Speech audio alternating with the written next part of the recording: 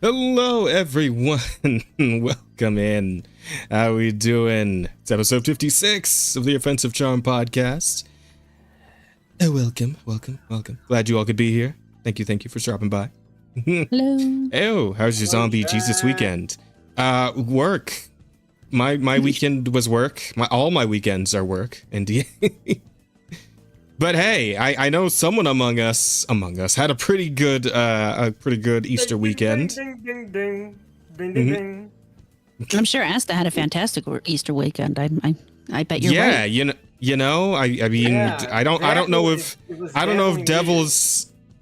devils typically celebrate Judeo-Christian holidays, but I mean, Hey, why not? yeah.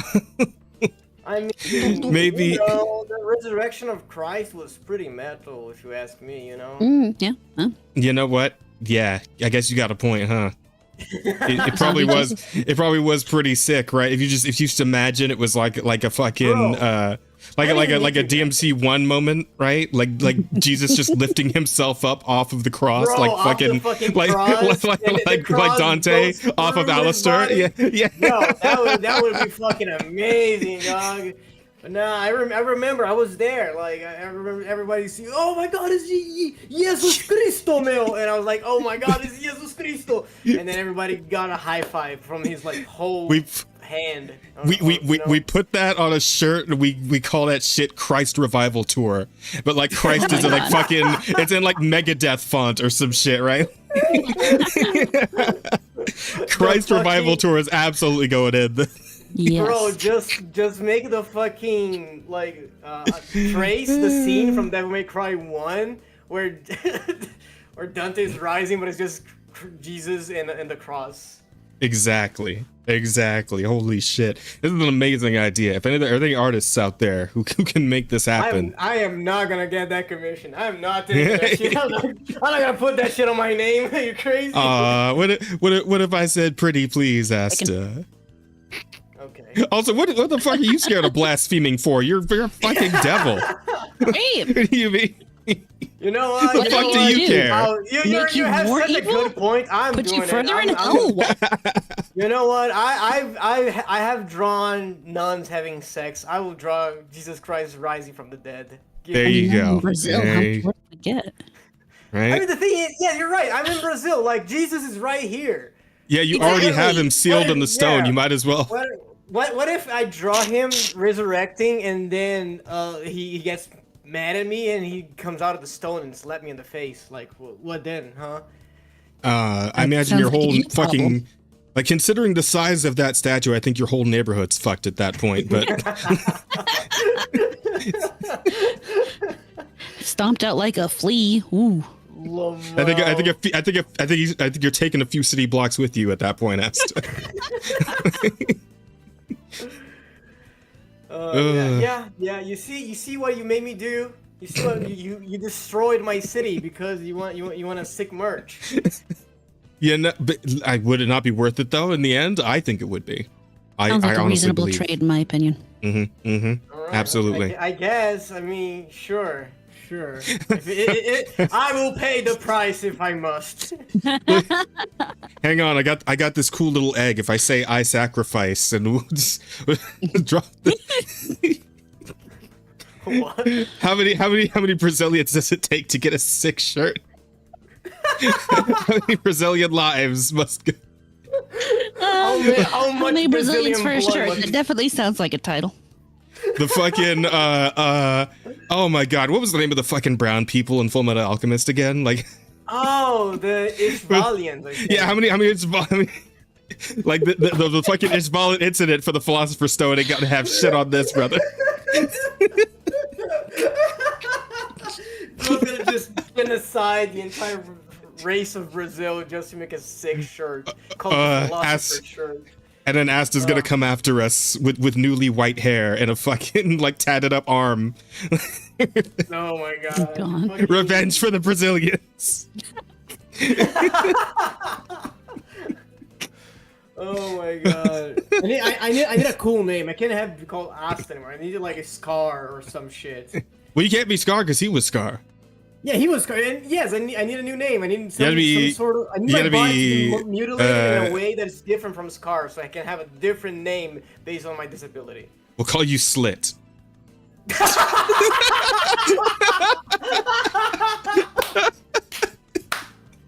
That's horrible. I love it. Wow. Yes. Yeah. Yes. Call me Slit. I have no name. You can just call me Slit. The emphasis on the L. Oh boy. Oh, Wow. hey, Rada. We've only just started. Did you miss us? Did you miss I us, did. Rada? I missed you guys. Welcome back, by the way. Welcome back. It's so good to have you here. The stream Thank you, absolutely thank you. missed you. Oof. I'm Oh, glad. fuck. Glad. As I can't even handle a boyfriend named Jesus. Jesus. I don't. I farewell against the OG IRL. I never had a boyfriend named Jesus. Maybe I should try. Well, maybe you should. Maybe. That Are could be there interesting. many Jesuses rolling around Brazil? Is that like a Not common really. That's more of a Spanish speaking Mexican? country. Yeah. Yeah. Okay, Mexican, I guess. I don't know. There it is. Is there like a Portuguese equivalent to the name Jesus? You got Jesus, you got Jesus. Like, is there like a Portuguese way to say it, or? I mean, there is. It's Jesus, but no one's called Jesus. I like that. Yeah. Jesus. Yeah. I like it. I do. It's good. Thank you. I appreciate it. But Jesus. yeah, no one's actually named Jesus. I feel like you'd name like a fancy drink, like Right.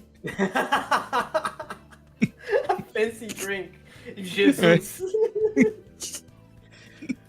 That's definitely blasphemy. It's just I mean, they serve it in church every Sunday. You're right. the they do. Jesus juice, or Jesus for sure. They just. I like that one. That was good. That was good. Nice wordplay. Oh fuck. Okay. All right. Anyway, before we get too off our fucking rockers on this one, let's go over the usual bit, guys. We of course have questions that you can ask us all throughout the show. Rada will be keeping track of those for us. But if you would like to ask us something right in the moment, and have us read it as you ask it, we do have super chat available. So you guys can send us super chats, and whatever amount you send, we will go ahead and read your super chat on the spot. So yeah. And no slurs, please, just in case. Don't write any. Can you write slurs in super chats? I think it depends. It depends on the severity of this. Okay, so guys, like top tier slurs, like silver, Yes! like diamond rank slurs. No diamond rank slurs. You can do like silver below for slurs. Yeah, that's fine. I think those are safe. Basically, if only Jazz can say it, don't try to put it in the tweet. Yes.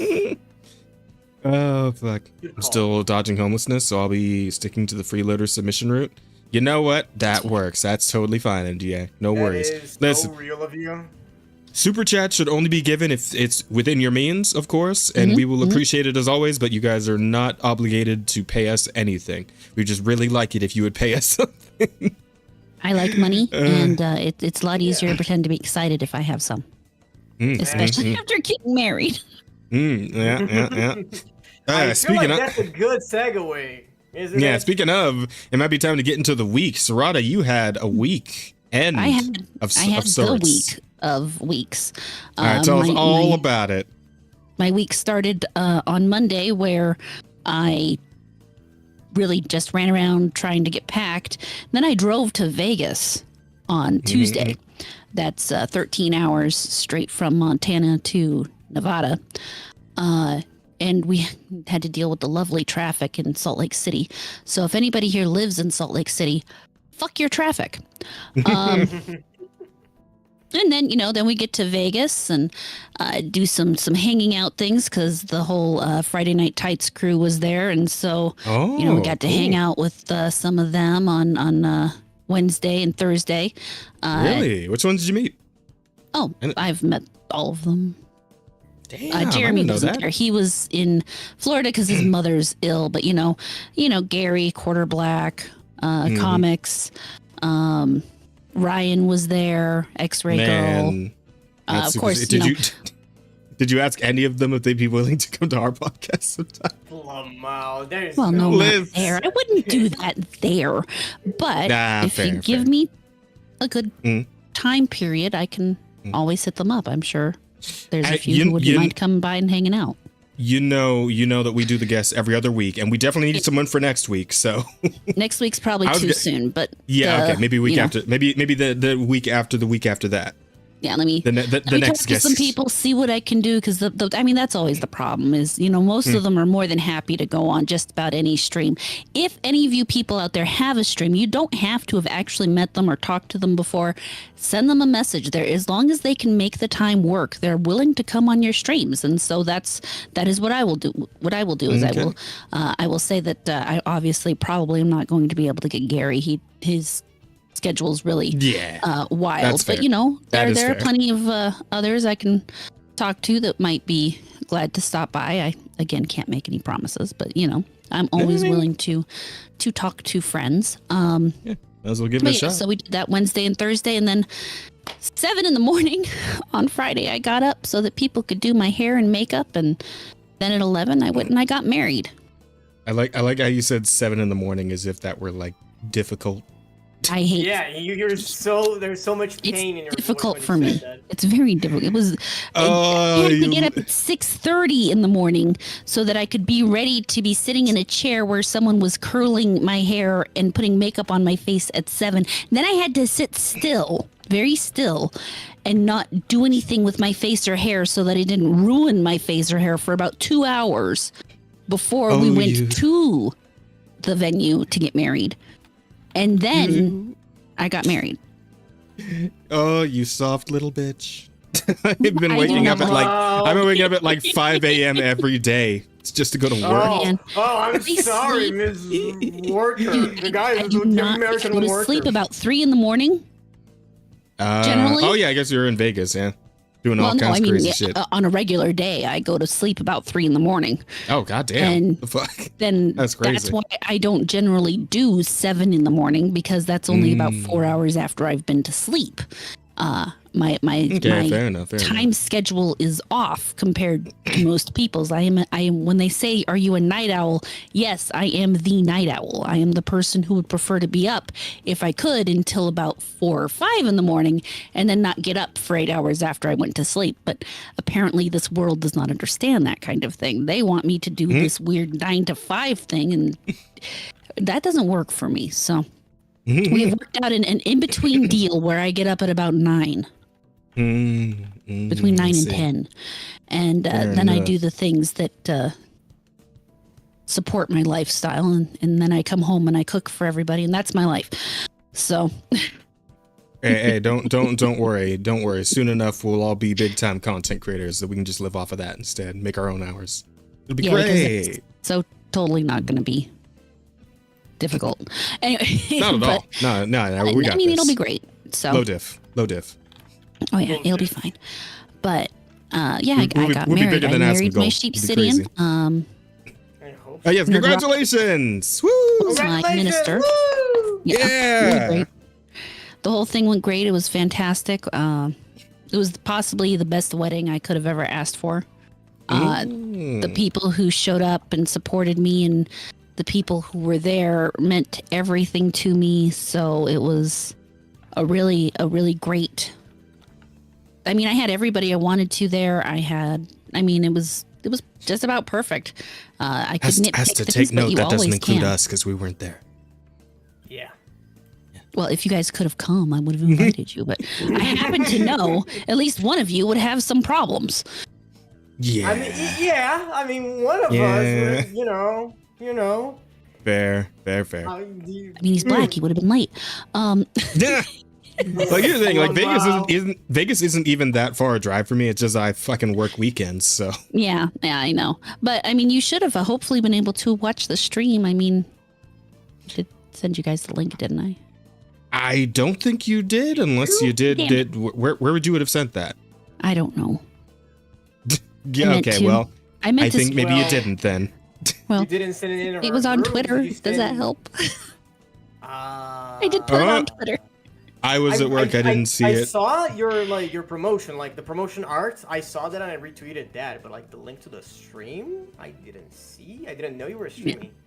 I did not. Well, see, I mean, it wasn't like a personal live stream. It was a stream through the chapel that they do. So it's not like it was a monetized stream or something. I did not make money off of my wedding, as much as I would have liked to. I mean, that would have been cool.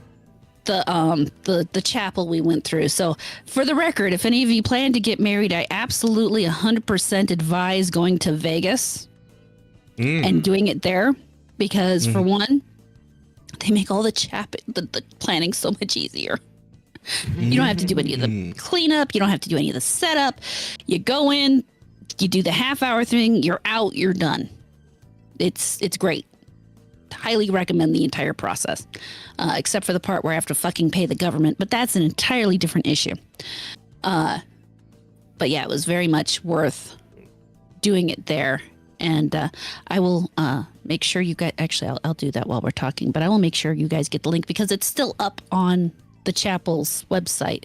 So you can watch the wedding if you want to. I may have to at least flit through it a bit, to see the highlights. And I'm one of those people at this point that it's like, I want everybody to see my wedding, even though I don't know why. It doesn't, it's not going to mean nearly as much to them as it does to me, but still I'm going to inflict my wedding on as many people as I can. Understandable. Yeah, no, give us the link. I'll check it out. Absolutely. Yeah, give it I've driven that LA to Vegas route before. You would have owed us a free room. Nah, I would have been fine. On the podcast, if he can't get from LA to Vegas, but I can get from Montana to Vegas. I mean, seriously, it would have been a bit of a long drive, but it would have been doable.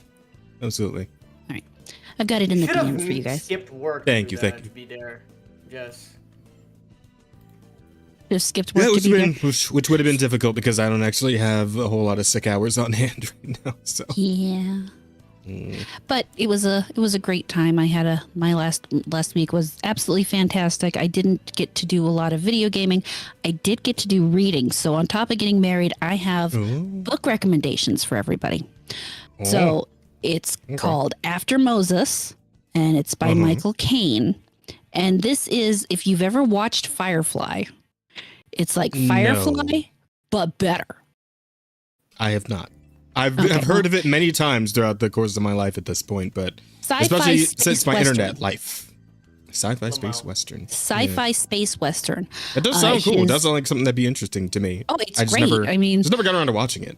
It's I mean, there's a number of issues with Firefly that we could definitely go into, but the book that I'm talking about, it has its own issues, of course, but it's really good. It's really well written. The actual storytelling is kind of episodic. You can almost, as you're reading it, imagine it as a TV show, because you kind of go from one adventure to the next in this really nice little up and down flow. Plus you have the overarching character, story arc that's in there. And so it's really good the way it's put together. I'm about to finish his second book, which is After Moses Prodigal. But you follow a freelancer who is in this universe. It's someone who basically gets hired out to take care of problems. And this one happens to be from a section of the universe that's very much styled after the American West. I mean, the place on Mars that he comes from is actually called Flagstaff in the colony of Arizona. And then, I mean, you go all across the universe. You fly to different planets. It's really cool, is all I can. I don't want to give everything away. I want people to go and read the book, but I highly recommend the novel After Moses, and it's not a really long one. So if you're not someone who's too into reading, you should be able to get through it. But it's a good book. Okay. Gotcha. Okay, all right. Might be worth looking into at some point, for sure. Mm-hmm. Oh, and he does do DRM free copies from his website. So there's also good. Also pretty good. Might have to look into it. Oh man. Oh, I mean, that was my exciting week, guys. I don't know how much very more cool. about the wedding you guys want to hear. I mean, I could talk about the lunch afterwards, but I'm sure you guys did exciting things while I was gone, right? A few things here and there. Asta, what do you got? For this week, I Yeah. got fucking nothing. It was holiday, you know. I did jack shit. Didn't Usually catch I up have any more- catch up on any shows or anything? Nah. Like usually you have more time to do this, right? Because like I'm once every other week. I did nothing too different. I just, you know, got a bunch of commissions that I've been working on. Been playing Zenless. Been playing. By the way, I think the banner changes today. We can do our polls. If you Oh prefer yeah. polls. Yep. I mean, I was going. I don't have a whole lot of full currency, but I mean, I guess we could just fucking try. If it, I mean, chat, me neither. I have like 40. currency, Chat. you know, like. chat. Do we want to give it a shot on stream and see if either Asta or I get lucky with the current banner for Zenless? I know we've done it a few times on the podcast now, but Yeah. I always want to ask you guys first to see if you even give enough of a shit for. Oh. Well, I guess. Well, I mean, all right. I mean, Fuck it. Yeah, let us know because, if my like- disappointment would make Rada happy, then Oh, I look forward to disappointment. Are you kidding me? consider let this us my know, wedding chat, gift to because you my shit then. is updating right now, so if you Woohoo! guys Actually, do you decide have like wanna a watch that- Rada? Do you have like a throne or something I could send like an actual wedding gift to, or? I do have a throne. Yes, I also have a wedding Okay, go ahead registry. and just send the throne. I don't know what to do with the wedding registry. Just send the fucking throne link and we'll work with that. Send a throne link in the chat for everybody in the chat that can donate to Rada. She got married, guys. I mean, a She needs new throne's like a friar. wedding registry, but Yeah. You know, Wait. Okay. What exactly like is a wedding registry again? Like, it's a list. It's literally. Hold on. is it just a list of shit? It's just a list of shit you want from people. Or? It's literally a throne wish list. Oh, okay. Except, normally through some other company For a wedding specifically. for wedding stuff, and people will put all sorts of stuff on it. Like we had, I had some cooking stuff. Someone gave us a picnic basket. We got a food processor, a floor cleaner. I got a meat grinder. It's just stuff you need for your married life is literally what it is. Meat grinder. Damn, I thought we were still a ways off from the honeymoon. But all right. Oh, I am so excited. I am looking forward to making my own burgers and stuff. You have no idea how. I really wish someone would have got me the pasta maker, but that's okay. You can only hope for so much. Fair enough. That's sent to my email. Very cool. Very cool. So All right. I'm Well, gonna sure. I do guess this we'll while you do that. use. Yeah, we're gonna use Asta's fucking week portion to do these fucking polls. I guess. Oi, hang on. Let me. I guess, yeah, because other than that, the only exciting thing that happened is I got GPU funded. I don't know if you know this. That he didn't know about because. Yeah, I didn't know about it. I was like, it was the funniest thing. I was here minding my business, and then Peto sent me a DM, and I was like, okay, let's check it out. And it was a link for a Brazil hunter, and I was like, oh fuck, I'm dead. Someone's coming after me. And then I opened it, and it was like a after the co-pilot. I was like, Brazilians. what the fuck is going on? And then I realized Peto, Ginny, Jazz, Bear, Helmsman, and a bunch of other people that I didn't see because not all the donations were public, but like I saw that and I was like, oh shit, they funded a GPU for me. So in the near future, I'm gonna be upgrading my computer, and I'm really excited about that. I cried. I literally cried a little bit when Peto sent me that shit because I was like, it was so wholesome. You guys wanted to play with me. Thank you so much. We That's did what great. we gotta. Yeah. And I heard of course. Jazz is the one who contributed the most. I didn't see how much he contributed because I don't have access to the thing. Don't worry about it. But I know he's the one who fucking got the most of it. Listen, His reason he's taking all this overtime. Yeah, well, I mean, that wasn't the primary reason, but it is a nice little bonus that I was able to help out my dear little brother here. So, thank you very much, brother. Of course, it's all about the family, man. And listen, man. If you can't spend when you're making extra money, if you can't spend a bit to make your friends happy, then what the fuck is it even for? That is. So Let's be real here. That is. That's why Rod is gonna get something nice on her throne for a wedding gift. I don't remember what I have on there. I should double check. You see this chat? Jazz our sugar daddy. What the fuck? It's still saying maintenance is almost complete. It's not letting me in. Oh, it's still going? Oh, okay. I guess it's still going. I mean, the thing started loading when I opened the game, so I assumed that meant, oh, it's ready, but no, I guess not. Let's see. Your citizens maintenance almost complete. Welcome to area to opening time 11 UTC plus 8. Does anybody know when the fuck that is in PST? That is in PST, no idea. What time? What? 11 UTC plus 8. UTC plus 8. 11 UTC plus 8. Yeah, I don't even know if it's AM or PM because it just says 11. I think it's AM if it's just 11. If it's the 24-hour kind of thing, it would be 23. You know what? I think I can actually just Google it. Let's see. Hang on. Zenless update time PST.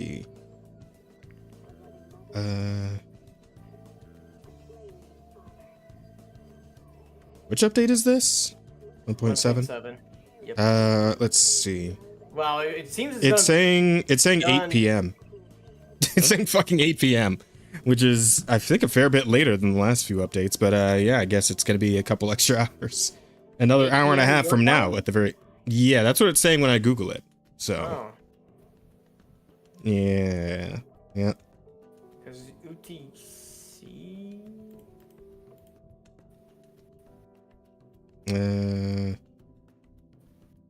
Yep. Yeah. Everywhere I look on the results for the Google search, it's saying 8 p.m. So, yeah, about 8 or 7. But yeah, so I don't think we're gonna be able to do it on stream this time, guys. Okay. Unless you guys want us to fucking open the game back up at 8 p.m., which is again an hour and a half in.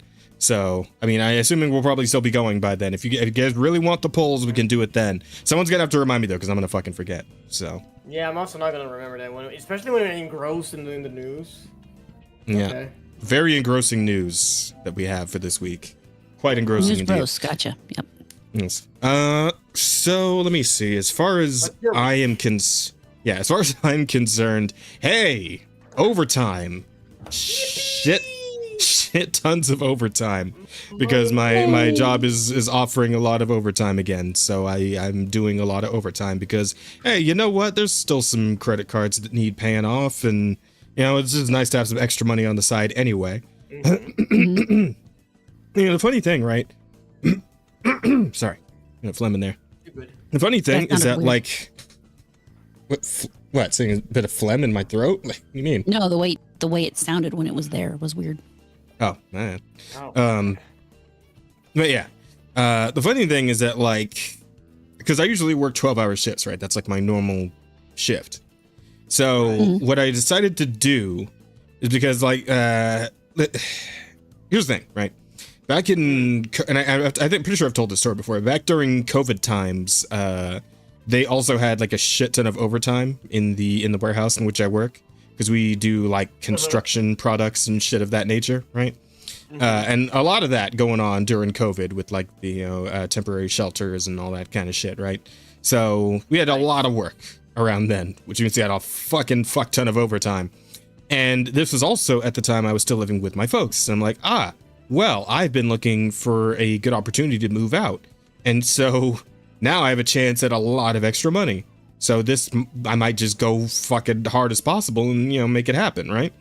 And so I did like 6 days of 12-hour shifts for several weeks in a row, for 4 months, actually, 4 months of that.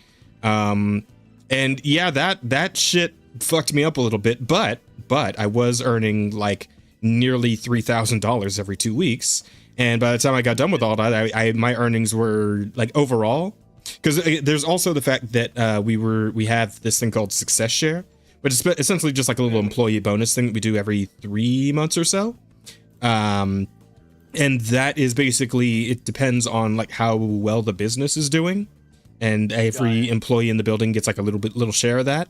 And of course, because there was so much work, that was already boosted, just from the fact that we had so much business at the time. But it also is dependent on how much work a individual employee does. Like the amount of share that employee gets is dependent on how much work that employee does. And of course, like, as I said, I was doing all of the fucking work, right? So I think just the success share alone ended up being somewhere around like 850, 900, something like that. All right. And that's on top of like my normal wages. So I think by the time I finished that whole fucking stint, I'd earned somewhere slightly upwards of $20,000, something like that. In a 4-month time period. It's pretty good, right? And now that's, of course, I got into the condo that I'm currently living in. So, pretty good shit overall. But yeah, like I decided to be like, oh man, if I'm doing overtime, like a bunch of overtime ever again, I'm just gonna do normal 8-hour shifts. I'm not doing 612s ever again. That's not happening. But the thing is, like, when you, oh sorry, go ahead. No, I'm just saying you're doing like 72 hours a week. That's insane. Yeah, it was crazy. So I decided for overtime from now on, it's like, I'll just do the 8 hours, because that's like the bare minimum you can do on an overtime day. Has to be at least an 8-hour shift. But you'd be surprised, man. An 8-hour shift feels like fucking nothing when you're used to doing 12-hour days as like your normal stint, right? Like it's not half, right? It's still technically a little more than half of my normal shift at 8 hours, but it feels like half. It feels like a fucking half day, because I go in at like 6 a.m. and I'm done by 2:30. It's like, oh, well, fuck, I still have like a whole fucking day to just do whatever with, right?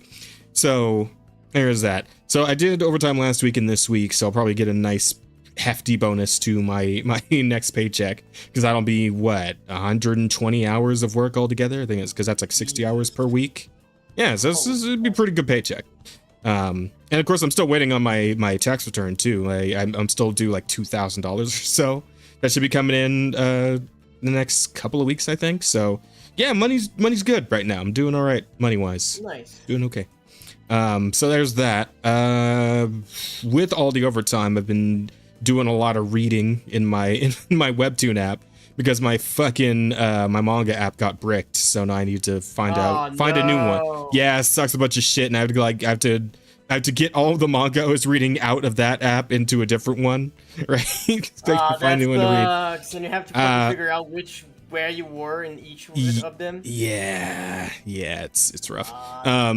I mean, I was mostly like for all the ones I was reading, I was pretty much caught up on like the current chapter, so it's just a matter of figuring out like, okay, how many, like I need to go 3 chapters back, 4 or 5, something like that. But I've been fucking around on webtoons, which is like, the more, it's more like Western, indie comics kind of thing. Yeah, right? I don't know if either of you fuck around with webtoons at all. I used to. I know a few people who do them. Yeah.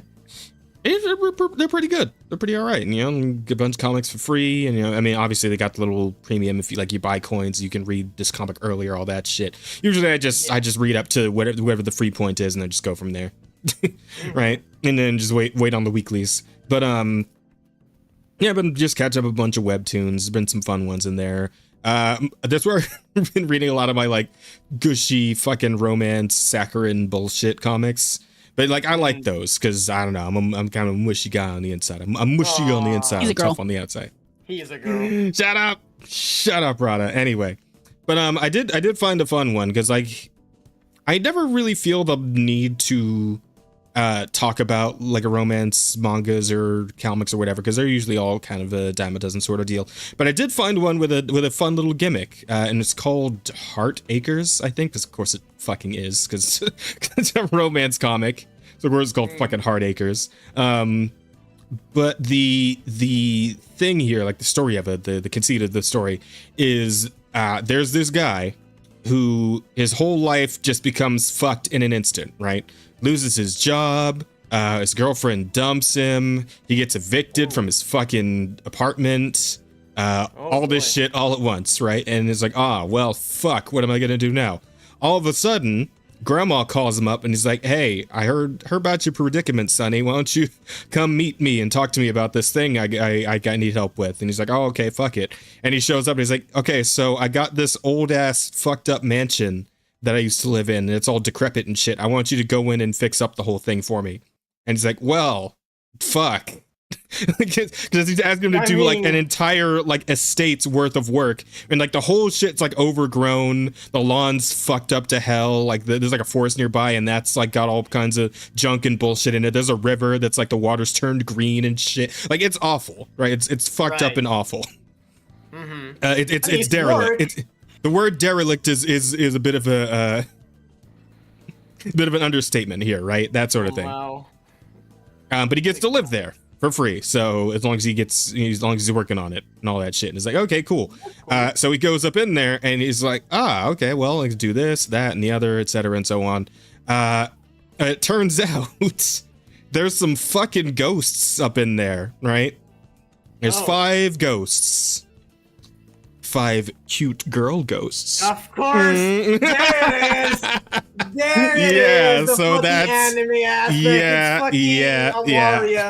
Yeah. So that's the romance bit, right? It's like, and all of the ghosts are like, oh hey, a man's here. Gotta get some of that. So yeah, and so that whole thing, he's like fixing shit on the roof and falls off, and one of them saves him, and that's kind of like how he meets them in the first place and gets to know them, and they're all interesting.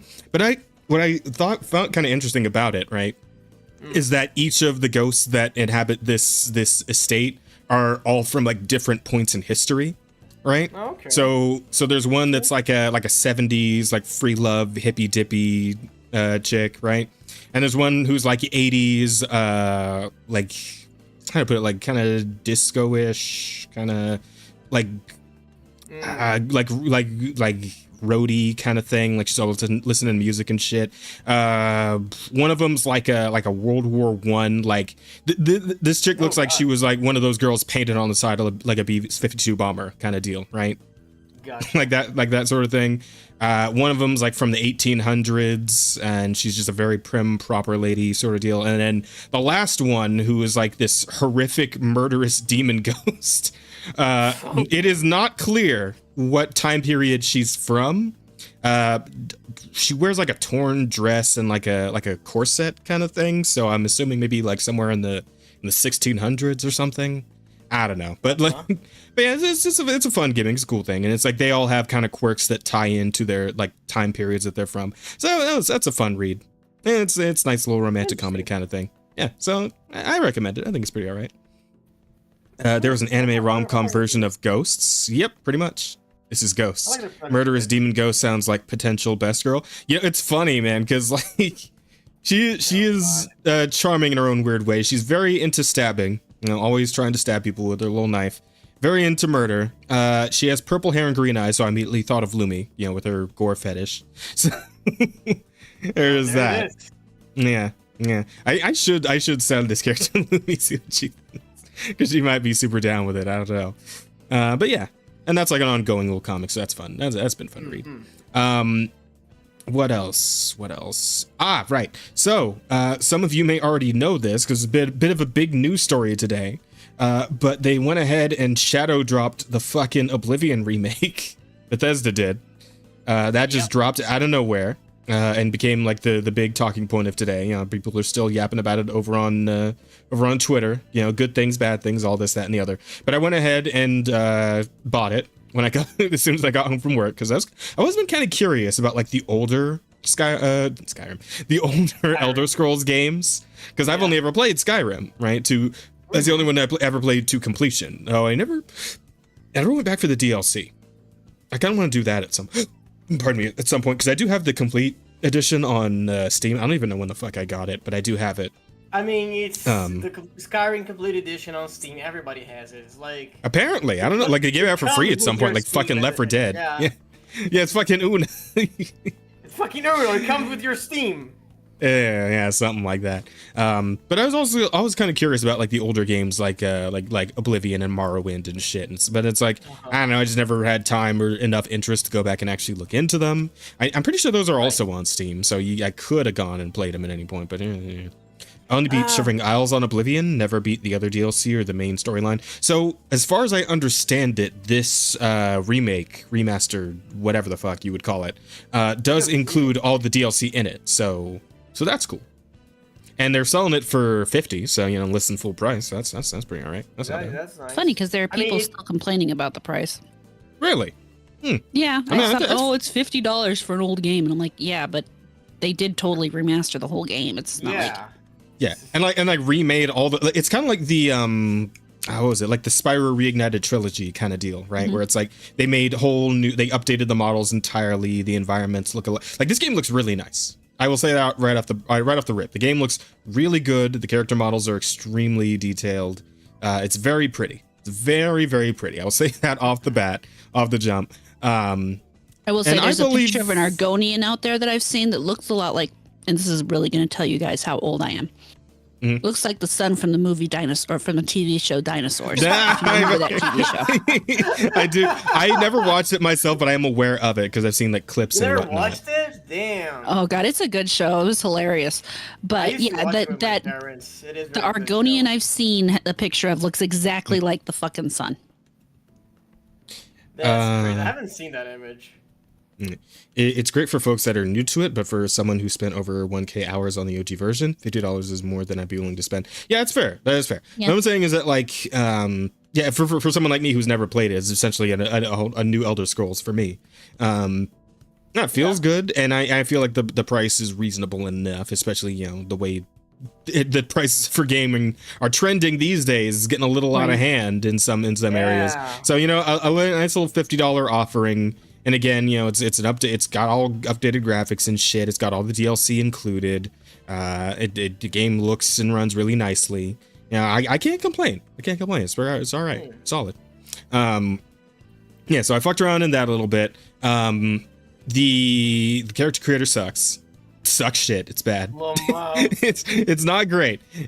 All the characters models in general are just kind of meh. I mean, yeah, but like I feel like that's the Elder Scrolls experience. Like as we were talking about, that's Bethesda. Every single character created in Bethesda is just ass without mods. I think that has a lot to do with Unreal 5 too, because I don't know if you guys remember, but a few weeks back they were talking about how the man John in women in video games right now is basically because the base model for the Unreal 5 female just has that jaw. In order to improve that jaw, they've got to go through all this reworking of the mesh to get it to look less manly. So I do think a lot of that is tied to Unreal 5. Man, imagine having to do your job. Imagine. Oh my god, right? Oh, fuck. But no, Imagine I get it. I do. Having to put work into like modeling a character. I tell you, man, like I really wish that more studios were still using like their own fucking in-house engines. What's the word? What's the word people use? Native engine? No, this fucking word. It's a word people use like to describe like people who when like they use an in-house engine. You're asking too much of me. Fuck. I thought in-house was the word. Well, no, it's another word I'm thinking of. I just can't remember what it was. It was like. Oh. Is there a reason that? Oh, never mind. What? Nothing. Okay. I just realized something. You're good. There you go. Jazz, I too have seen the new one. You have no idea how improved it is over the original. Well, I have seen. Listen, I've seen like clips and whatnot over the years, like memes and shit of Oblivion, right? So I do know what those models used to look like, and yeah, it is a night and day fucking difference between how that game used to look and what it looks like in this remake. It's solid. It's good shit. Again, it's like like I said, I brought up the Spyro Reignited trilogy earlier. It is the difference between like PS1 and PS4 graphics, or PS5 was Reignited trilogy on the PS5. I think it was still PS4. But yeah, it's a massive fucking jump graphically, absolutely. Yeah. So anyway, yeah, character creator is what it is. It's fine. Again, like I said, I'll throw a helmet on the character and just go about my business, do what I got to do. I like the intro. I mean, this is new to me, but for those who already know the game, like you meet the Emperor essentially strolls his way right into your fucking jail cell that you're in for non-described crime of some sort that you did. I mean, I was playing a Khajiit, so it could have just been for no reason to be considering no reason. You were obviously dealing skooma. Holy fuck. Hey, listen, considering Khajiit racism in the Elder Scrolls, I could have just been minding my own damn business. All right, capita. I could have been a didn't do nothing. All right, per capita is crazy. Chill. Khajiit didn't do nothing. All right. No, dude. That's awful. Insane. Listen, I don't care much for your Khajiit prejudice. All right, but yeah,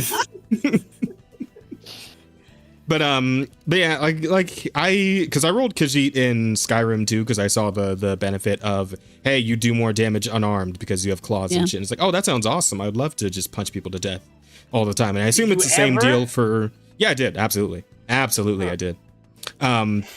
Yeah, and I assume that would be the same case for Oblivion. So I was like, yeah, fuck it, roll Khajiit, why not? So I did that, and I played through the prologue bit where, yeah, you're following the Emperor and his knight guys who I thought it was pretty funny because I recognized their armor. It looked just like the Emperor's guards or whatever from the Skyrim quest line. No. They're what's up? What do you say, Rod? The Stormcloaks? No. These guys are Emperor's guards, but they wear like the samurai-ish armor, and they have like the katanas, and they have like a quest line in Skyrim. I forget what the fucking call. It's the... They said it like 3, 4, 5 times during the thing. I completely spacing on it. Yeah, bro, there's a whole quest line about them. It's the the Emperor's Blades. Yeah, that's the one. Yeah, the Emperor's Blades. Yeah, so I'm running to Yeah. I guess because it was such a mundane name. Yeah. But the Emperor's Blades. And I immediately thought of the whole quest line in Skyrim when I saw their armor. It's like, oh, so you guys are those guys, but like before the whole. Oh, okay, got it.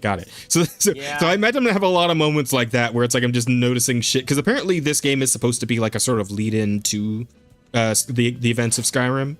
As far as I'm aware, like they get a pretty strong connection. Yeah. Well, yeah, but apparently, like these two games in particular have like a pretty strong connection to each other, like one into the other. So I'm wondering if as I play through this, I'm gonna find a few more moments like that, and it's like, oh, okay, that's awesome. I would absolutely love to see that, you know, as long as what's his face, fucking Wabbajack man doesn't show up. I hate that bitch. No, Wabbajack. Like that's Wabbajack. No, that's not his actual name. It's God, he's one of the 9. He's one of the 9. It's a trickster fucker. Yeah, Sugarrat. I think that was his name. Yeah, fucking Sugarrat in his stupid jester outfit. No, that's the name of his weird like stick that he gives you. Oh, right. Yeah, Shiogarath. That's his name. Yeah, fuck that guy. I don't like him. I'm not a fan. Fuck, don't like him. He was funny though. It's annoying. He's the main character of the deal. Oh, of course he fucking is. God damn it. All right, but anyway. I love all the Daedra princes. They're so fucking cool. Yeah, well, whatever. At any rate, I went through the prologue, and as you kind of go through the prologue, you're also deciding your class and your like boons and all that shit, right? So I decided, it's like, okay, so could I possibly play this the same way I played Skyrim, in which like I didn't bother to like fuck around with the stealth cheese that I did in Skyrim, because you had like the bit where you go through the cave with the guy and like the bear. He's like, oh, watch out for that bear. And well, no, it's like you can do it because he's like, I don't know if they changed it, like in an update at any point, but when I first played the game, that guy was invincible and would not aggro ever, right? So essentially you could just sit behind him crouched and just keep stabbing him in the ass over and over again for like 30 minutes and like max out your one-handed, you can max out your stealth. Was that a thing? That was the thing, yes. You could just straight up max out your stealth and your one-handed. And if you have enough arrows, you can get your archery up pretty high too. Like it takes a fucking minute, but you can absolutely just cheese them out. I think they may have updated that out at some point though, like where he'll actually like aggro if you fuck with him. I think. Crazy. I never tried that shit. Yeah, and I didn't try it in this game either, but I got really accustomed to the play style of okay, I'm gonna hide in a bush and I'm gonna shoot a guy in the head for like 4 times the damage because he doesn't know I'm there, and just kill him instantly. And as a matter of fact, that's exactly what you can do in this game. So I found it actually pretty interesting because when you're going through the classes, right, they have it split into 3 categories, right? They got like melee focused fighters where you like essentially like D&D fighter, warrior, right, axe or mace, whatever the fuck, you know, like you tank and you hit, right? And then you got the mage classes where it's like, oh, you're really good at conjuration or healing or just normal attack magic, etc. and so on, whatever the fuck, right? And then you have like the roguish classes where you got like assassin and thief and I don't know, bard, whatever. I thought it's funny it was bard in there. It's like, oh, do I have like fucking music magic in this game?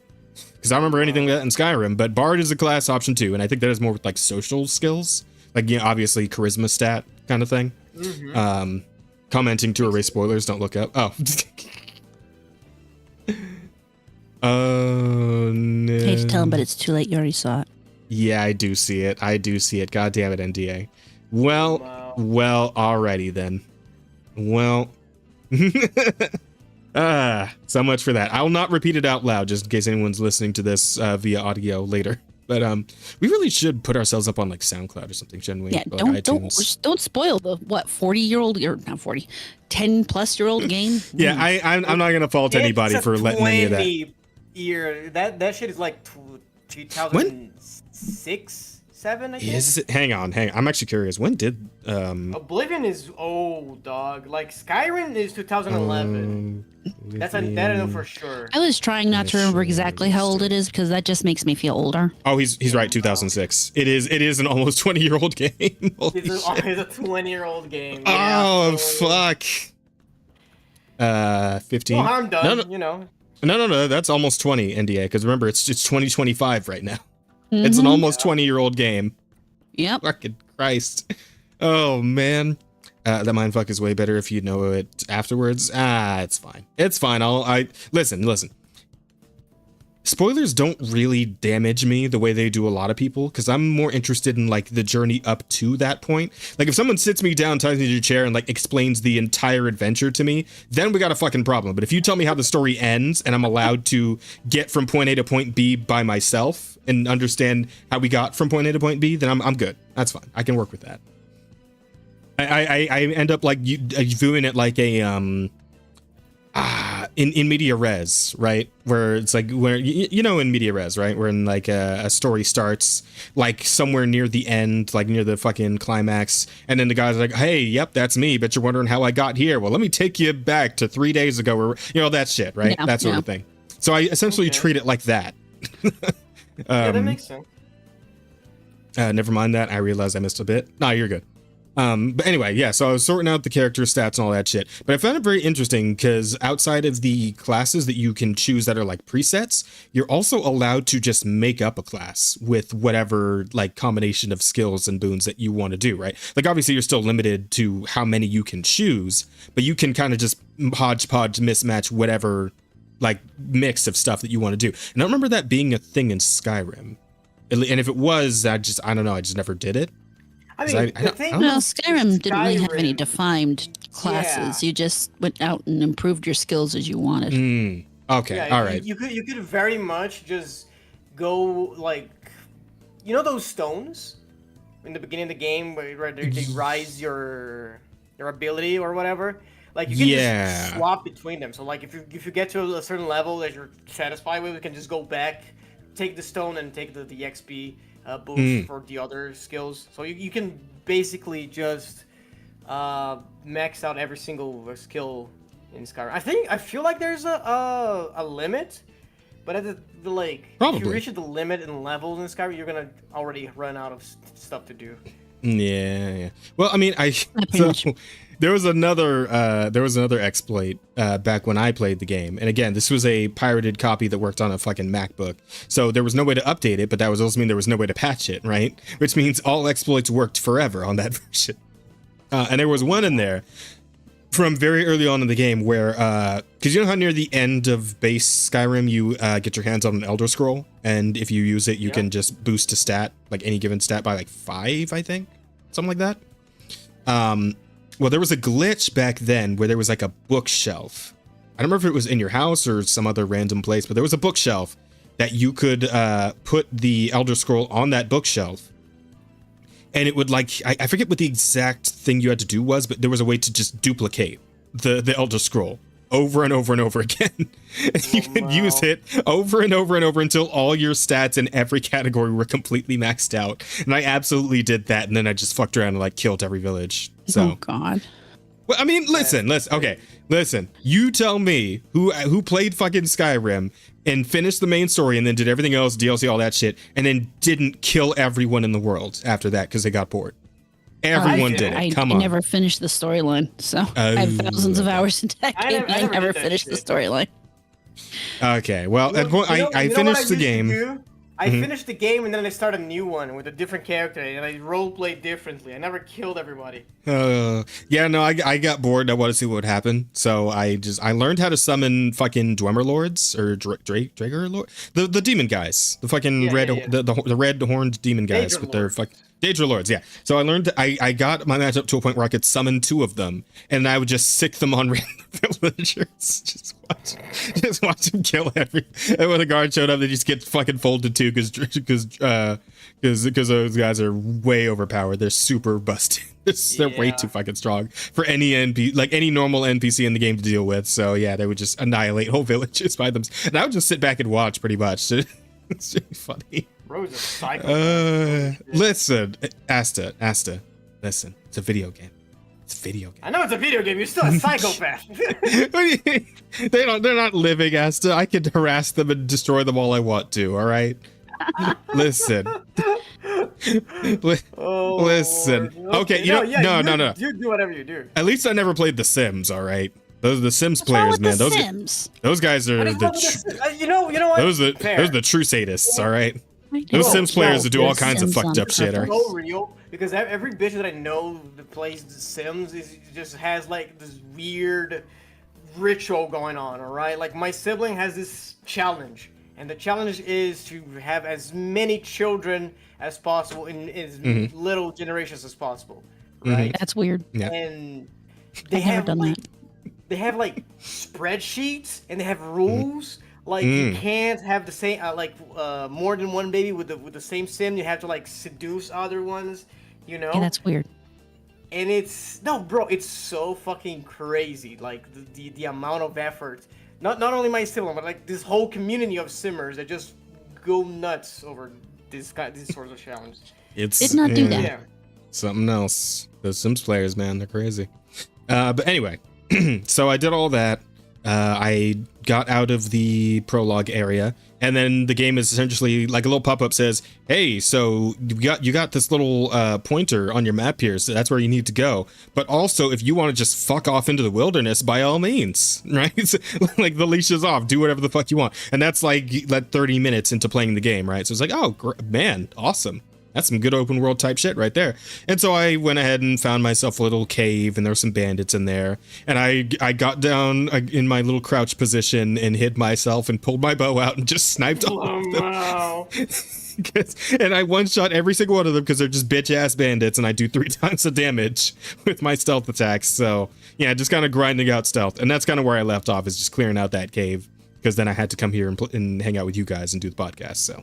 But yeah, good times there. But I will probably be doing more of that, and I'll talk more about it next week after I put some more time into it. But yeah, it's good, and it feels like I'm playing Skyrim again, and I'm enjoying it. And I'm immersed. I'm properly immersed in the game when I'm playing it, because I'm just like, yeah, I gotta sneak. Oh fuck, you can see me. That's all I'm thinking of in my brain is the game I'm actually playing. Right? I'm not like fucking checked out thinking about what I'm gonna like have for dinner, or what I gotta do at work tomorrow, any of that shit, right? I'm properly in it, focused. No YouTube video on the side or nothing. I'm playing a game. I'm living the character, right? So he's out there being a gamer. He's out being a real gamer, guys. Yeah, but I like the feeling, and I like the games that can give me that feeling. So far so good. Right. And as long as no characters suddenly start talking about the patriarchy or bigotry against Khajiit or any of that shit, I think we'll be all right. Wow. And I really per capita. I really doubt that's going to be the case, right? Because of 2 reasons, honestly, right?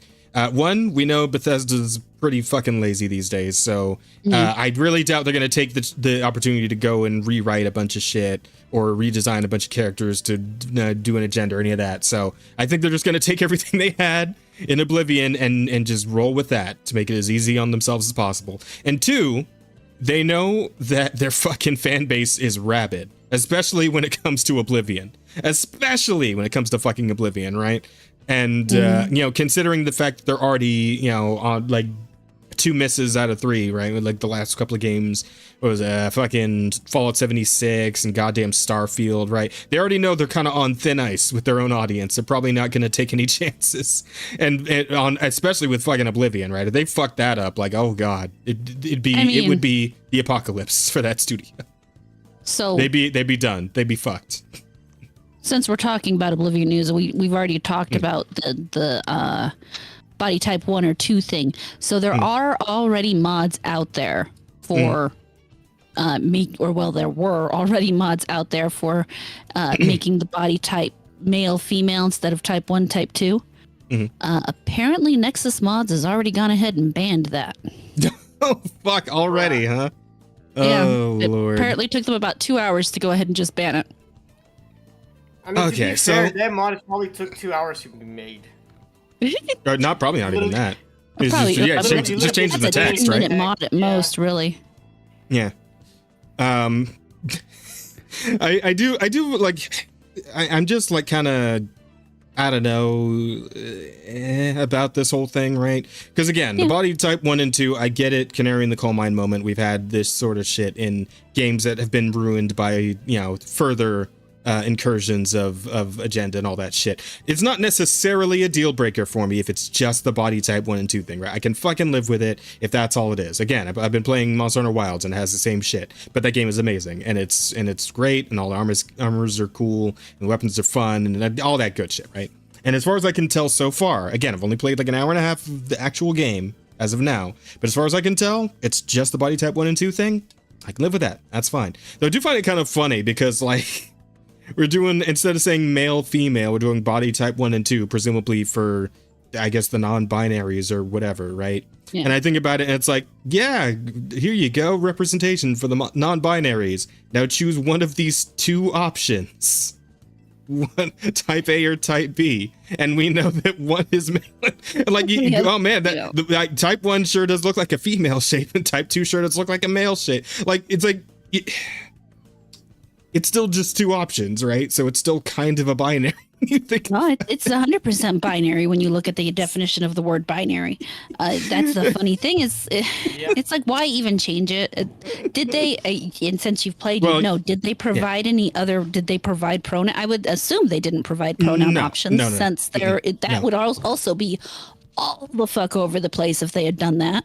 So, yeah, because that wouldn't even influence anything, right? Because like they're using the old scripts, and as far like, and it does. I did see. I was because your character is referred to specifically by the Emperor and his guards when they're like talking about you, because you're kind of at some point you decide just go along with them, and Emperor's like, oh, just let her come bring her with us. So they are saying her based on the fact that I chose the type 1, which was female. Right. So they're saying so the pronoun comes with the body types, right? They didn't do enough to actually give you like some sort of non-binary option. This is like the bare minimum they could have done.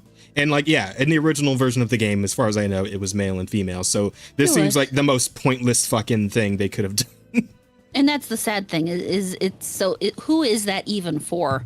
At that point, because you're not going to make anybody who would want that to be type A and type B happy, because now you're still calling them male or female, because once you get into the game, you're still stuck with the saying he or pronoun. She. So and so why even bother? I mean, there'll be people who will give the old, oh, it doesn't matter. Why are you so upset? It doesn't matter. It's like, well, if it doesn't matter, why do it? And it's literally, in this case, it literally doesn't change anything. So why do it? Yeah. There's a lot of like, in these sorts of cases, it's just the company trying to be modern, trying to appease the modern audience, to the standards of nowadays, because nowadays everything is one to If you see Baldur's Gate, we have 1 through 4 because we have like muscular and then small body types. Yeah. You know, and that in a case like that, obviously makes sense for Baldur's Gate to have 1, 2, and 3, and 4 because you have different body types that is not just related to your gender.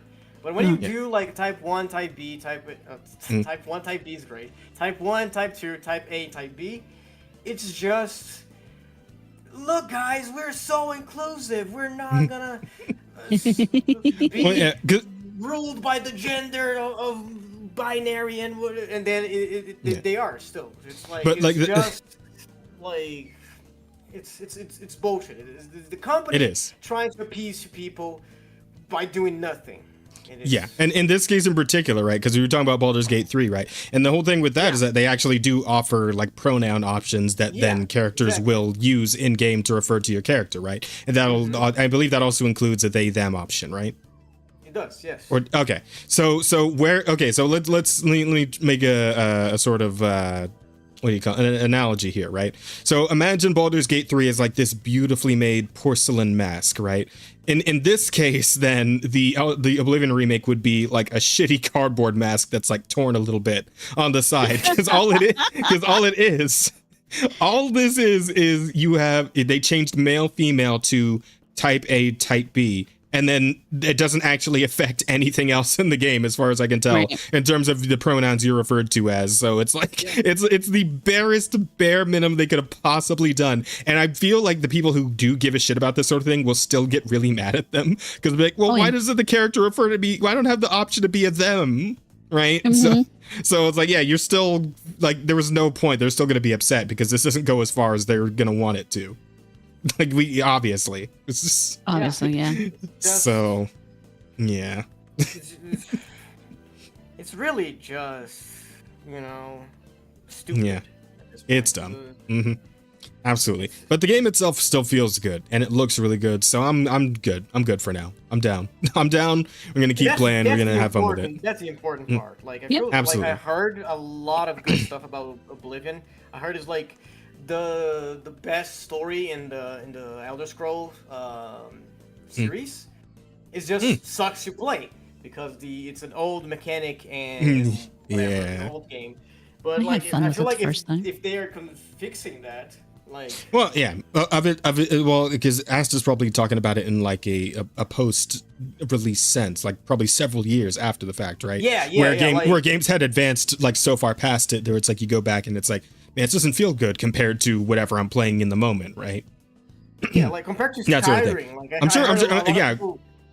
Like, there was this mod called Skyblivion. I don't know if you can Skyblivion. Skyblivion. It's a mod that is in progress that just ports the playability of Skyrim into Oblivion.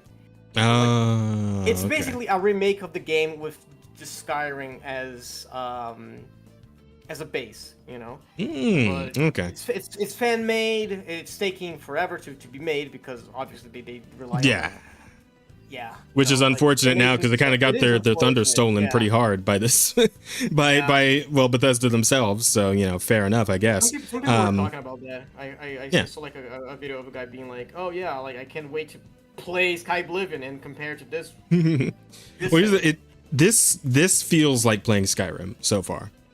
Like the only thing missing is like the shout mechanic, right? But obviously that's not going to appear in fucking Oblivion. But like this definitely feels a lot like playing Skyrim in the way like the sword swings work and like they start you off with a few spells. Like you already know how to use like a healing spell. You can throw a fireball. There's like a fear thing you can do. I think that's Khajiit specific though. You actually start off with a few spells and like using magic feels like it does in Skyrim. So looking forward to getting new spells. I'm interested to see what like all conjuration things I can unlock in this game. I'm hoping some big goofy monster. It went with the idea of porting Skyrim into Oblivion. Like they literally just stole their idea and using their game. Yeah, more or less. That's what it feels like so far. But I'll have more notes on it next week after I've had some time to get a little deeper into it. Last thing I should bring up. I did go ahead and find some time to finish Invincible Season 3. So I'm now all caught up on Invincible. And I liked it. I did enjoy watching it. I'm just a little like, man. Oh, servers are up for CCC. Shit. All right, let me talk about Invincible, and then we can go ahead and get back in there. All right. How was it already? Wow, that's like a whole hour early. Goddamn. Yeah, sometimes they overshoot it just so you know. Just in case, yeah. Like at 8 p.m. at the latest, kind of thing, right? Yeah. But yeah, so, I mean, should we do spoilers here? Rada, do you care if I do spoilers here? I'm not going to watch it, so you go right ahead. Okay. Chat, Invincible spoilers. Season 3 spoilers, so you might want to tune out for a little bit here while we talk about this. This is what I'll do. When I'm done talking about it, I'll do like 2 claps like that, and then you'll know that we're done. So if you're looking at the screen, you see me do this. They're totally going to hear the claps. Instead, they're going to stare at the screen while you make not hear anything. Listen, I'm just trying. I don't know how else to let them know that I'm done talking about it. So I'm just trying to give them something here. All right. Say in chat. I If don't they know. see, they see. If they don't see, you know. Okay. You sleep. You snooze. You lose. Well, apparently the Zenless Zone servers are. Yeah, that's I was just talking about that. Oh, but you see, I tuned out. That's what happened. No, you're good. Wow. Anywho, yeah, what I was gonna say is that, like, man, that fucking 4th season, like, how are we going into that? Because the whole planet Earth is kind of fucked at this point, like with the whole. So when I left off, because I watched like the first 4 episodes, I think, before I like stopped and then started up again the day before yesterday. And I'm like, when I got back into the second half of the season and we start getting into the evil Mark arc, right? Oh yeah. the mini Marks. The Markverse. Yeah, the Markverse coming in. Called. The Markverse coming in to just fuck up the Earth at Angstrom? Is that what was his name? Angstrom. Yeah. Angstrom. Yeah, Angstrom's behest, right? And like just completely fucking up like every major city on Earth. And it's like, oh God, Jesus Christ, like what are we gonna do now after? And then immediately after that, you get the combo of Conquest just right after, right? And like, holy shit, this guy is also like leveling cities in his fight with Mark, and is like, oh fuck, like what does Earth do at this point when this shit's popping off this hard like every day? Like, are they gonna get like a small breathing period after? Because like, what was it? When they were talking about the kill count, they said that it was already up in like the hundreds of thousands after just the Mark incident, like the Markverse incident, right? And it's like that was just like from an initial estimate, right? Like they hadn't even actually properly counted up all the bodies, and it's like, wow, we just lost 100,000 people in like a day. Or like a matter of 3 days. I think it was like 3 days that the whole thing was going on for. Yeah, I feel like the whole thing was 3 days, but I feel like the first 100,000 happened in the first day. Not gonna lie. Yeah, and then like half of Earth's like heroes, like active superhero force, got annihilated by the Marks. Right? So it's like, Jesus Christ, man! Like the Viltrumite Empire is still gonna show up at some point. Like, what the fuck are Earth gonna do? It's still like only 50 people. From what I heard. Yeah. Still 50 marks. Yeah. You know, but it's still not that many people, you know?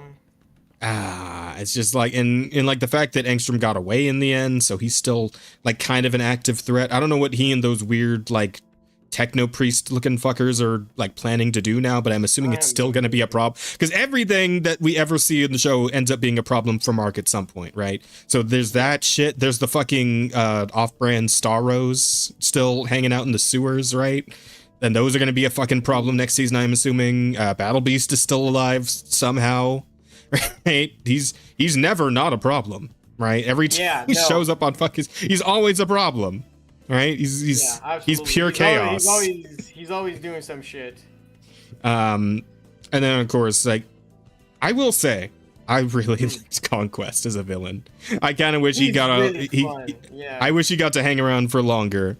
Like, I'm kind of sad that we offed him and he's a one-off, right? Because he's great. He's like he might like you see that shit with Cecil. Well, okay, yeah. So so there's a chance he might be back at some point after after a bit to, I don't know, recover his face or some shit. I don't know how like Viltrumite healing factor works. If it can actually regrow his fucking face. I feel like he's just gonna get a robot body, you know, like they've done this before, you know. Yeah, he did have the robot hand when he showed up, so like presumably Viltrumite healing isn't strong enough to just straight up regrow a limb, right? If you had to get a robot limb. So he's probably just gonna get like a Cecil implant or some bullshit like that. Yeah. I will say that Powerplex is annoying as shit. Like, Jesus Christ, man. I don't like that guy. He's such a bad villain, and he's such a fucking annoying character. Yeah, I mean, to a point, when we started off, I got where he was coming from. We got his back, because when we first see him, we're doing his backstory, where it's a flashback to the whole thing with Omni-Man kicking the shit out of Mark, destroying that whole city, knocking over that building, killing his sister and his niece, you know, and him being all, you know, beat up about that. Okay, fair enough, right? And then, like, the whole thing where he wants to go after Mark for it, because Omni-Man is gone, obviously, so Mark's kind of the only place he can vent his anger about it. I guess, you know, if you're that, like, fucked up in the head due to anger, yeah, sure, fine. And then, like, the whole thing was like, oh, I'll use my own wife and child as bait to lure out Mark, and then fucking vaporize them as I'm fighting him, and then blame Mark for it. And I'm like, bro, what the fuck? What do you mean? Like, that was your fault, dipshit. Like, it was entirely his fault. Like, you lose all of his credibility, all of his likability when he's a dick to everyone. He's just causing more deaths, more chaos than, like, not as much because, you know, fucking the level Chicago, you know? But he's still doing, like, this in the same vein of atrocities, right? So it's like, bro, you're just fighting for what? Just petty revenge at this point, you know? Pretty much. He's such an unlikable character. Yeah, because we see him looking at the footage, right, of Invincible fighting Omni-Man. And like obviously Invincible's struggling, like he doesn't want to be there. Omni-Man's like holding him up in front of the fucking train. It's like you can kind of tell just from context clues of that footage alone. It's like, oh, okay, this is all Omni-Man's doing this. Yeah, I see. Oh, because like up until this point, Invincible's done nothing but like try and help and, you know, like fight villains and save buildings and all that shit, right? So obviously you know that he's still like heroic, right? He's still on the good alignment. And like with Omni-Man kicking the shit out of him, throwing him all over the place, like, okay, well, fuck. You know, but you know, again, like he's grief stricken. He's gone mad from it a little bit, and he's kind of just all crazy. He's just crazy throughout, like every time we ever see him, right? Even after the fact when like he's helping to, like, I don't even know why he's helping to clean up the, like, why did nobody come and put him back in jail after he got broken out by one of the evil marks, right? Yeah, he's just there help, like the extra hand, I guess. Yeah, it's like, and cool of him to help out, but like as soon as Mark shows up to try and also help, like he just fucking goes nuts again, just immediately. It's the like, like God damn it, man, come on. Stuff. Like, dude. Yeah. It's crazy. It's unbelievable. Very annoying. He's not a good villain. I feel like his motive is very shaky. Like he doesn't stand on anything, you know. I would have liked to know a little bit more about what happened with Alan and Omni-Man, right? Because they broke out of the prison, they got away, and I guess Alan's essentially bringing him into the anti-Viltrumite alliance or whatever. But like, what else? Is going on with that? I want to know what else they're up to, right? Like maybe at least like a little, I don't know, stinger at the end of one of the episodes would have been cool. Something. I saw like a bunch of like comic panels of Alan and Omni-Man. So maybe on the next season we get to see like their journey to the, you know, to the planet against the Viltrumites, you know, to the Alliance. I think. Maybe. I think. Maybe. I hope too, because I would hope too. Their dynamic is so fun, and I really like Omni-Man as a character. I want to start singing my chair. I want to answer all your questions so bad. It's all good, NDA. I'm willing to wait until the next season drops. So, yeah. But and there's a lot of loose story threads right now. A lot of questions need answering. What the fuck's going on with Eve and how she's able to just, I guess, revive herself. Yeah, that was a fucking Deus Ex Machina. Like, there is no reason for she be able to do that.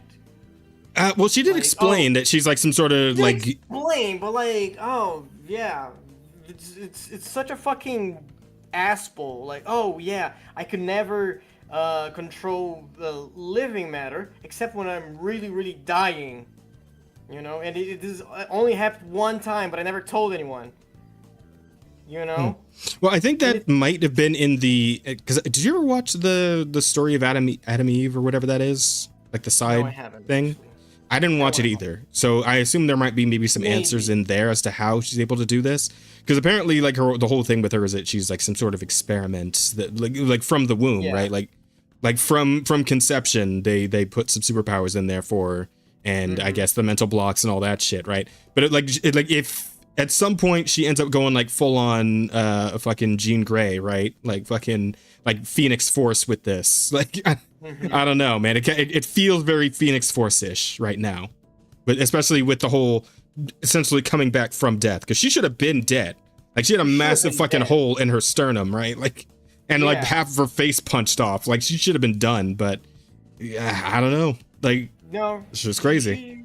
She just brush it off with her powers because she gets much more busted by the end. Okay, well, yeah. Again, like, cause here's the thing, right? It's I feel like it's one of those things where it's like. The way it is with some mutants, right? Where like they don't necessarily know initially that they are Omega level mutants, but as they get like a better understanding of their powers, they have the potential to become one. Like the whole thing with fucking Iceman, right? You know Iceman from X-Men? No. Like okay, I know of the character, but like I don't know anything about it. Just well, I mean, okay, but I'm assuming what you know of him is that he's able to make ice, right? Like he shoots ice beams and shit. Okay, so everyone assumes, right, that his power is making ice shooting ice out of his hands and whatnot and all that shit, right? But that's not it, right? His power isn't making ice. His power is heat manipulation. Right? Oh. Which is actually a much more significant ability that can do a lot crazier shit once he realizes that that's what it actually is, and that he can manipulate the heat of like that. That's like energy control essentially at that point. Yeah. Right? Like, and that means all kinds of crazy shit is possible. And at that point he becomes an Omega level mutant. So it's like, I assume Adam Eve is kind of like a similar deal. Where like she essentially has a cap on her abilities right now, but once that cap comes off, Phoenix Force, like full on, just fucking do whatever, do anything, that's gonna happen. like Dr. Manhattan status, right? Like that kind of thing. I know he was brainwashed to be gay. Wait, actually, holy shit! I don't know about brainwashed, but I know they changed him. Well, of course they did. They just bunch of characters got turned gay in the comics at this point. It's like, yeah, whatever. Who cares? Dime a dozen. Yeah. So I'm interested to see where all that goes, and I guess we'll be sitting there waiting for season 4, and I might check out that Adam Eve thing just so I can get some Eve backstory, because I think that's supposed to be like her when she's like a middle schooler or something, like kind of when she was first starting out doing the heroing shit, and like a little bit of what like the I guess experiment behind her powers and whatnot. So yeah, might be interesting to check that out and see what's going on there. Watch that and tell me if it's worth it, because I was so for sure uninterested by it. I mean, I saw the listen. I'm down like the fight scene that always gets shared around on Twitter of her fighting like those mutant freak beasts on that bridge. Like I'd watch it just for that, because that was a pretty good fight scene. It's pretty sick. Okay. Yeah. But yeah.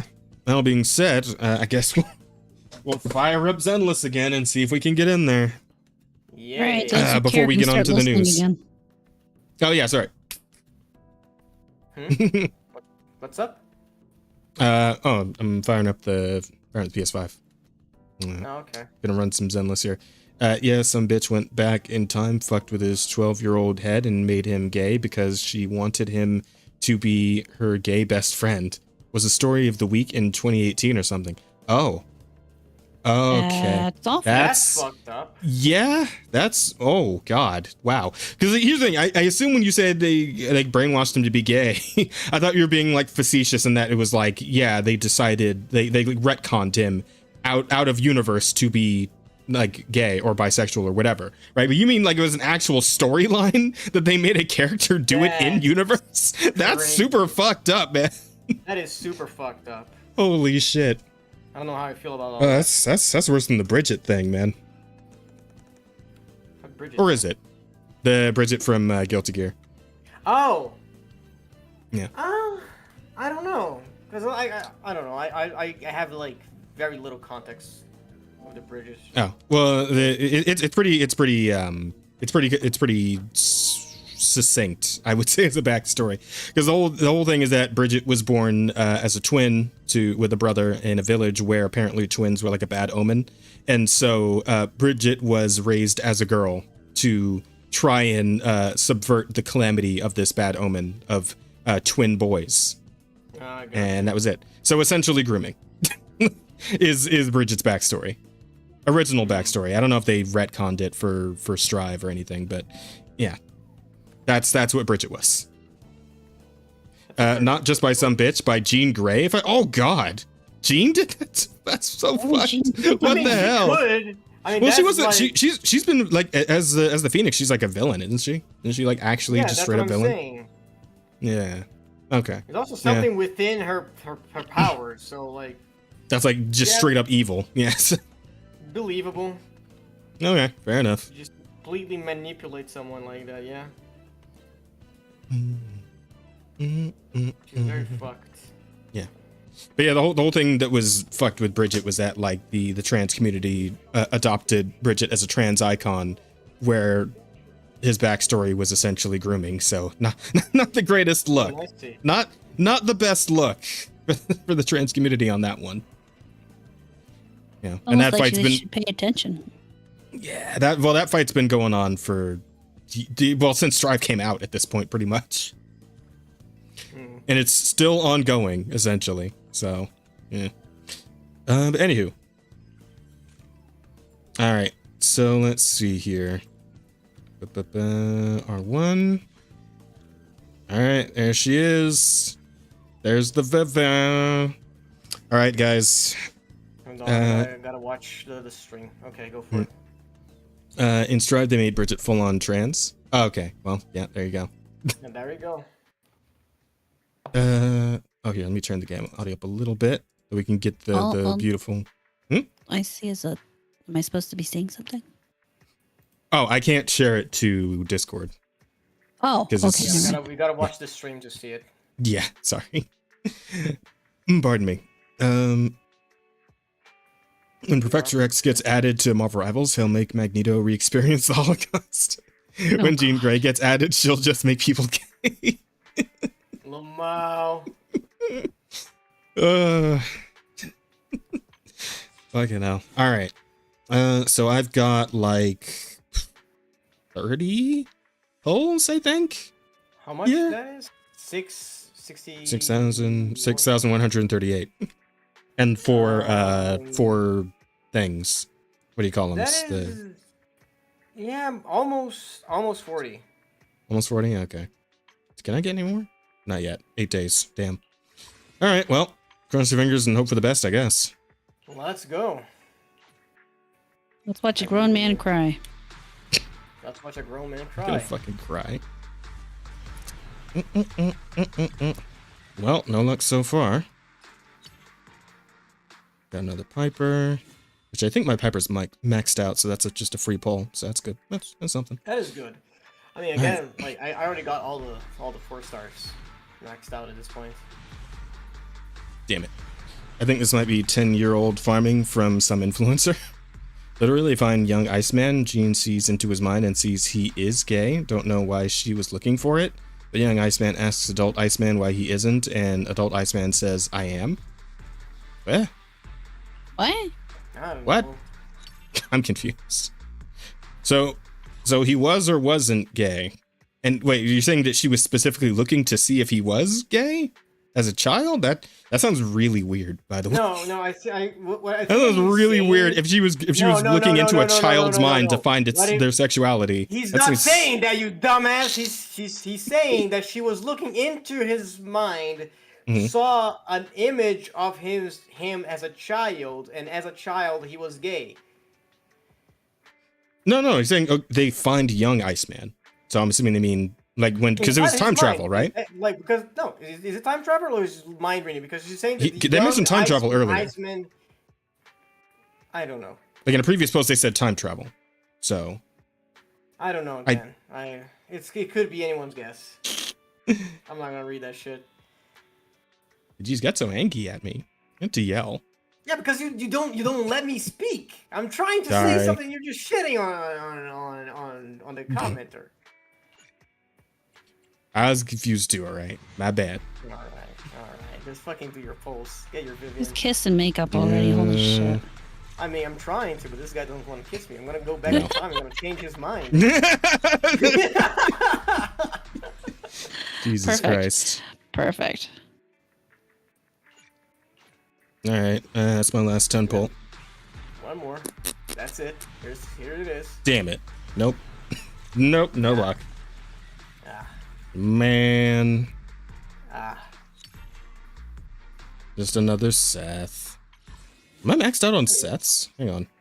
I mean, at least it's Seth. Seth's a good boy. I don't use Seth. We fighting? He is. Why He is not.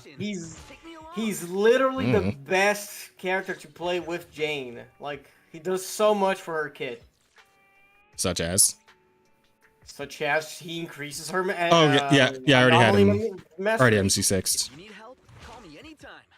Okay, so with those though, since I got so many like dupe characters, I might be able to actually exchange for one more 10 pull here.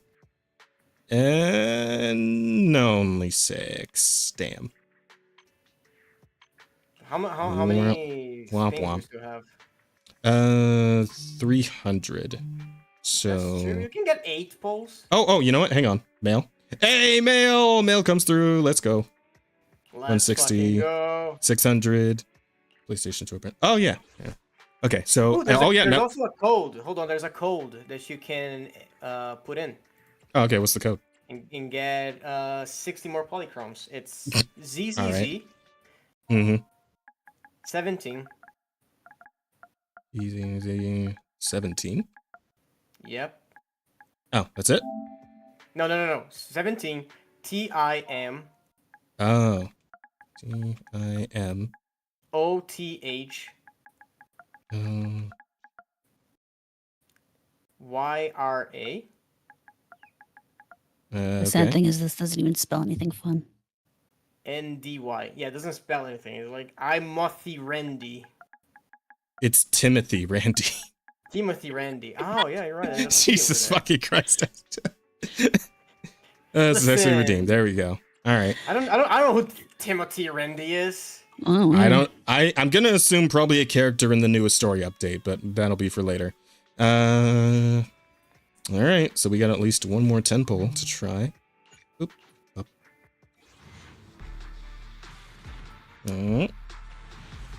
Nah. Damn. Still no dice. Damn. Well, we tried. Well, it is what it is sometimes. Yeah, and just 3 characters I already have fucking maxed out. I think I have like all the fucking 4-star characters maxed out at this point. I mean, you probably have because I do. It's like not that hard. Yeah, because there's only so many characters in the roster at this point. The rotation is pretty good too. Fuck it. Might as well try the single pulse. See, maybe a miracle, eh? Cross your fingers, chat. Yeah. I mean, exactly. Nope. Like you have just as much chance to hitting in a single pull than a 10 pull. Yeah, I guess so, eh?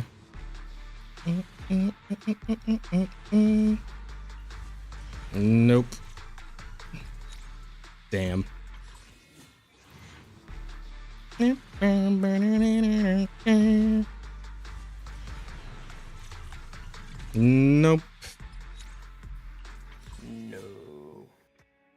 No. Still have a few pulls worth left, like 3 more.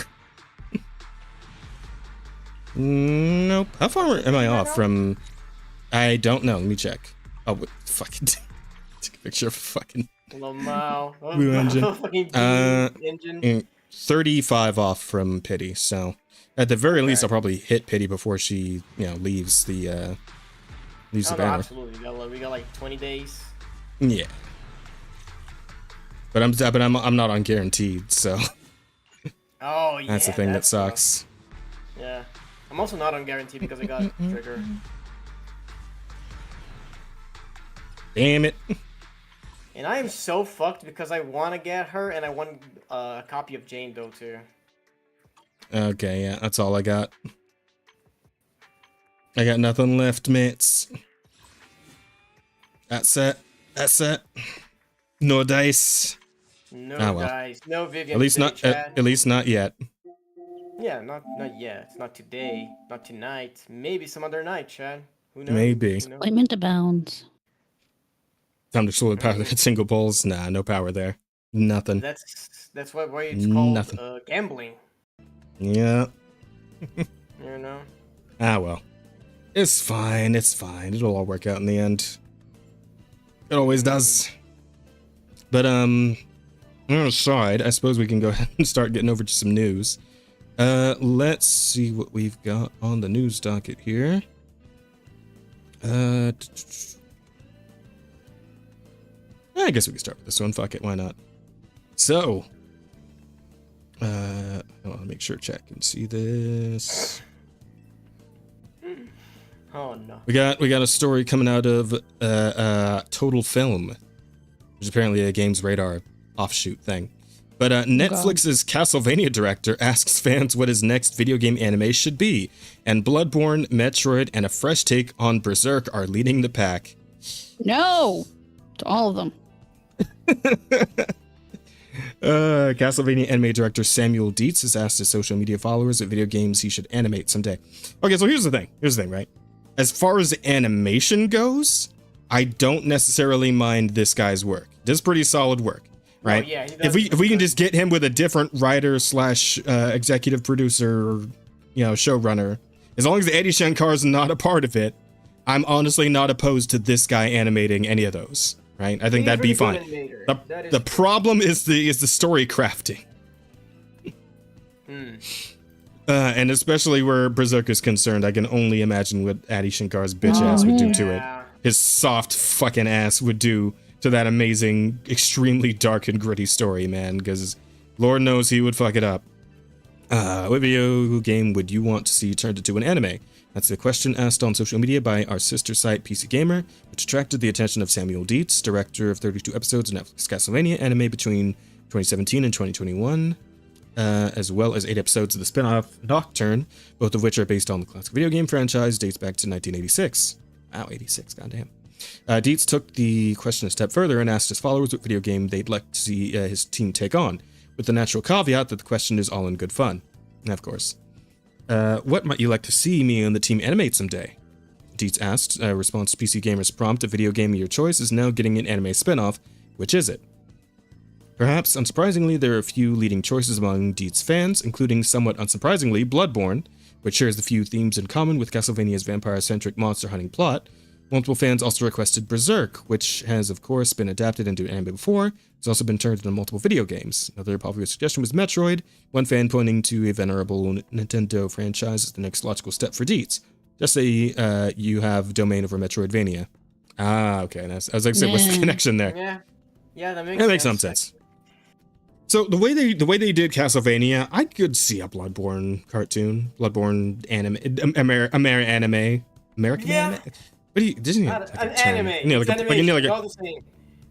Well, but it's like the American anime has like a particular taste to it, though. That's like different from like actual Japanese anime, you know. If it makes you feel better, back in my day, we used to call it Japanimation. Japanimation. But I need like a portmanteau for like the American flavor of anime aesthetic, I guess, is what I would call it. Better stay the fuck away from Berserk. There we go. Anime. That's how we call it. And American. Animation. I just. Yeah. Animation was good. It needs some workshopping. It does. We gotta work on it. But yeah. As far as all this is concerned, again, I don't mind the guy's animation style. I think it's pretty all right. It's just as long as like he gets a proper writer, director, showrunner to go with his animation work, I think that could actually turn out pretty well. I think it'd be pretty nice. But again, it's the Adi Shankar curse, right? Upon any of these franchises would be awful. Especially Bloodborne, man. Imagine people have been waiting for like anything Bloodborne for like the decade and a half since the game came out, I think, right around there. And the first thing you get is the fucking Adi Shankar adaptation. I'm gonna go one step further, and I'm gonna say he's the only problem. I'm gonna say the entirety of Netflix is the problem. I feel like if they make a show, an animated show, it better not be on Netflix. Hold on, I'm being called. I'll be right back. Oh, you're good. You're good. What are you being called? Sorry. The fuck NDA. Jesus Christ. Oh no, man. Chill the fuck out. Yeah, I don't know. I'm trying to think about it now, like in terms of if like an anime that are not anime. Well, actually, yeah, I guess because Berserk originally was a manga / anime, so yeah. But if I want to see an adaptation of like a game or something of that sort, I'm wondering what I would choose. What would you choose? I would love to see a Monster Hunter anime. Yeah. I think that would be really cool. But I don't know, man, because like it's weird because when you're talking about an anime, right? When you're talking about like a visual medium, you kind of need more of a story to it. But Monster Hunter's never really had much focus on the story, except for the most previous game, which, Wilds, nobody really cared much for the story anyway. It was just kind of, for some people it was outright bad, but, it was never really the focus of the Monster Hunter franchise. The whole point of those games is you go in, you fight the monster, you kill it, you take its shit, and you make a cool armor set out of it. That's kind of like the real draw of what Monster Hunter is. So if you were going to make a whole anime for it, well, one, the animation would have to be fucking phenomenal. It would have to be incredible. Yeah. And the story would have to be decent. It would have to be pretty good, right?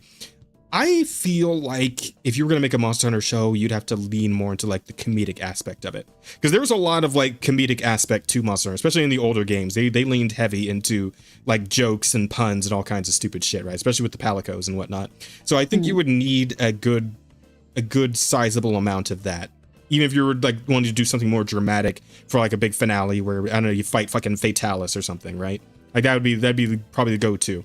But it should still have a lot of humor to it. It shouldn't take itself too seriously. Also, God, I just fucking remember that fucking the new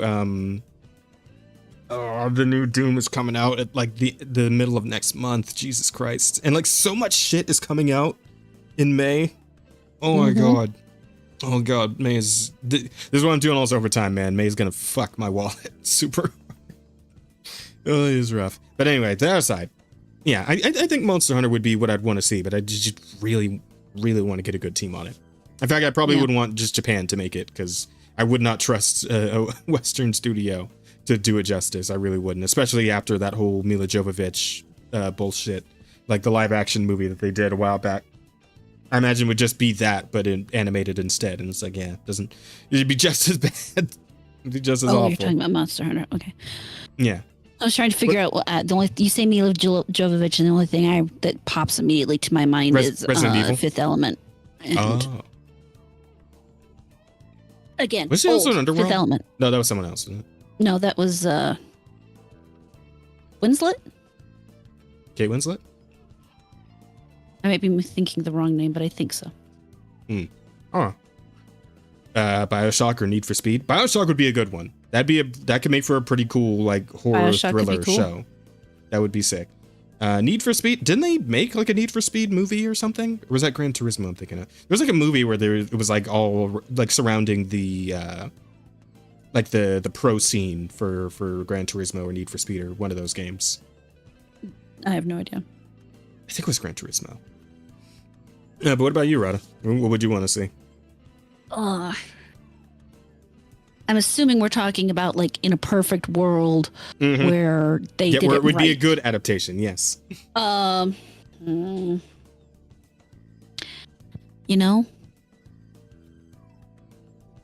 like to see a Dragon Age.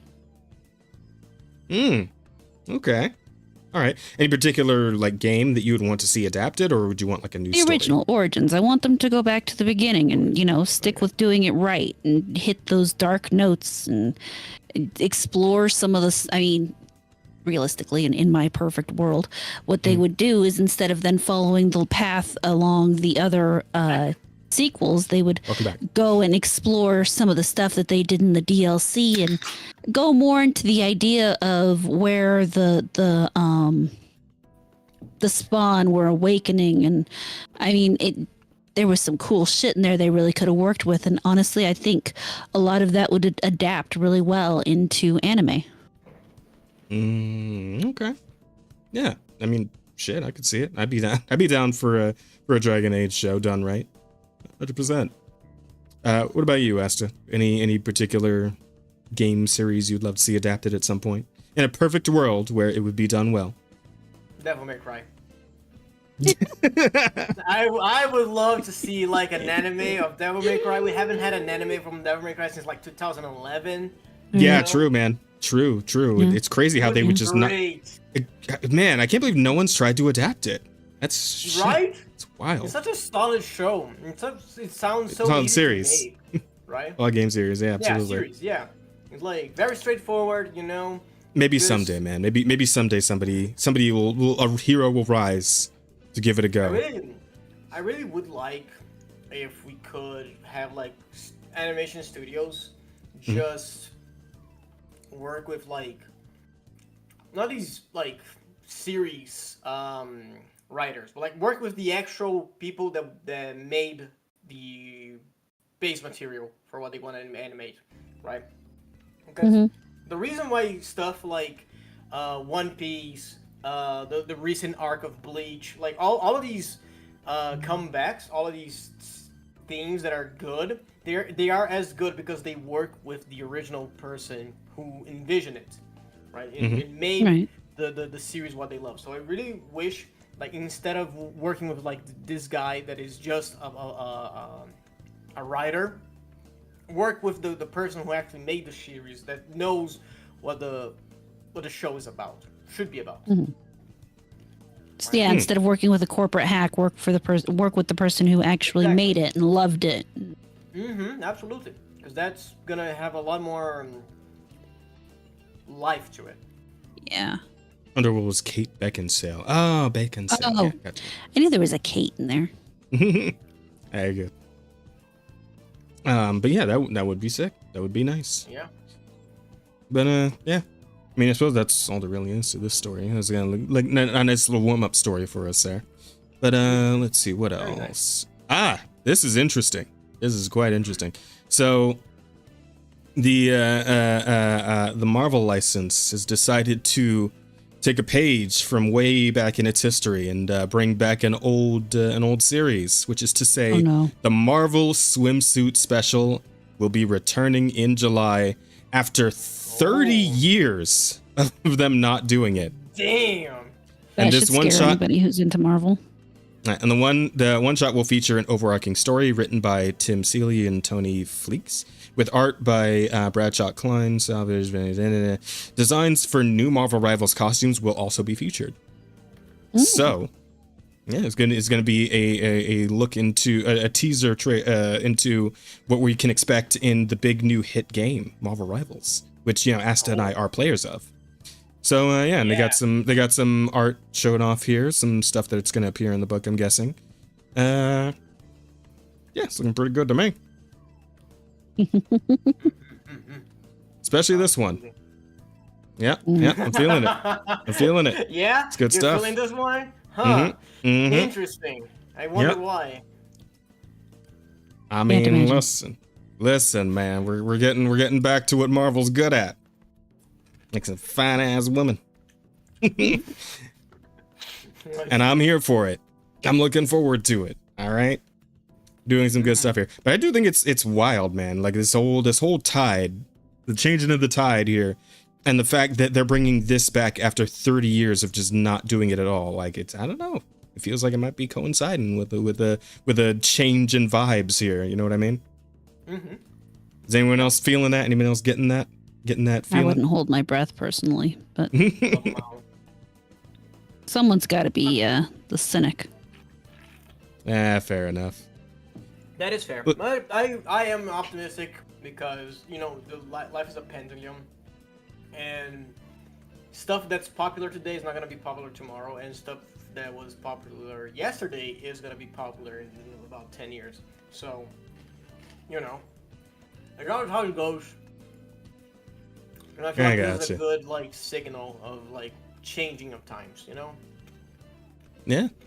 Hey, you know, and it's a little more balanced these days, I suppose. You know, you got all your like beefy dudes in there too for the female fans. So you know that's good. I appreciate that. I'm good with that. That's fine. That's fine by me. Like let the ladies have what they want, like, and get some fine ass women in there and some bikinis too. Great, loving it. What I'm saying is like the issue is like Puritanism.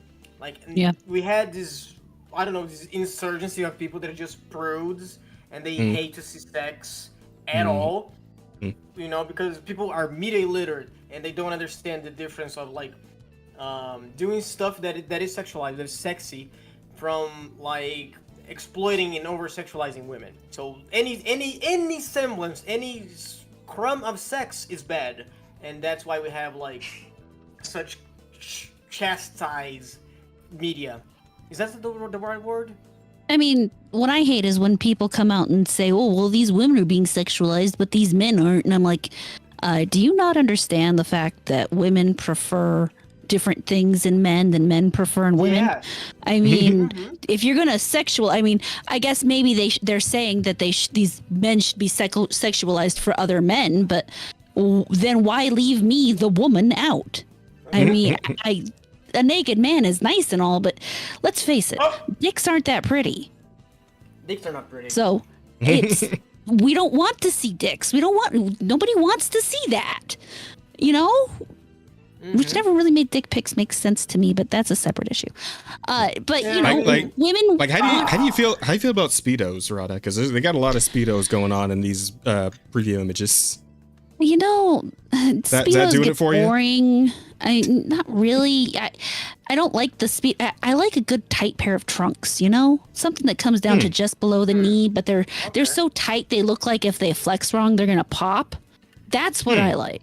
I prefer a man that is actually slightly more covered, because then you can really see where the muscle bulge through it, and it just makes them look that much more strong, and you just get that feeling that in that moment of need of you know where they have to go and be heroic, that's just gonna totally tear and hang off in this really sexy way while they go do the thing, as opposed to, oh, here's all my junk. Yeah. No, thank you. I agree with that. Like, I feel like some clothing is better than naked. Yes. I would say. Oh. Okay. Yo. What's up? Guess what I got, Jess? Speedo? No. Okay. Sorry, I thought it was like something relating to what we were just talking about. Okay, what's up? It's better than a Speedo. It starts with a V. Oh God, is it one of those banana hammocks that come up over your shoulders? A V-neck? A vagina? What we were doing 5 minutes ago.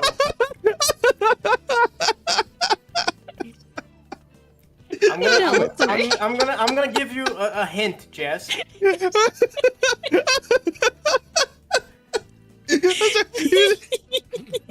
Fuck both of you. I got Vivian.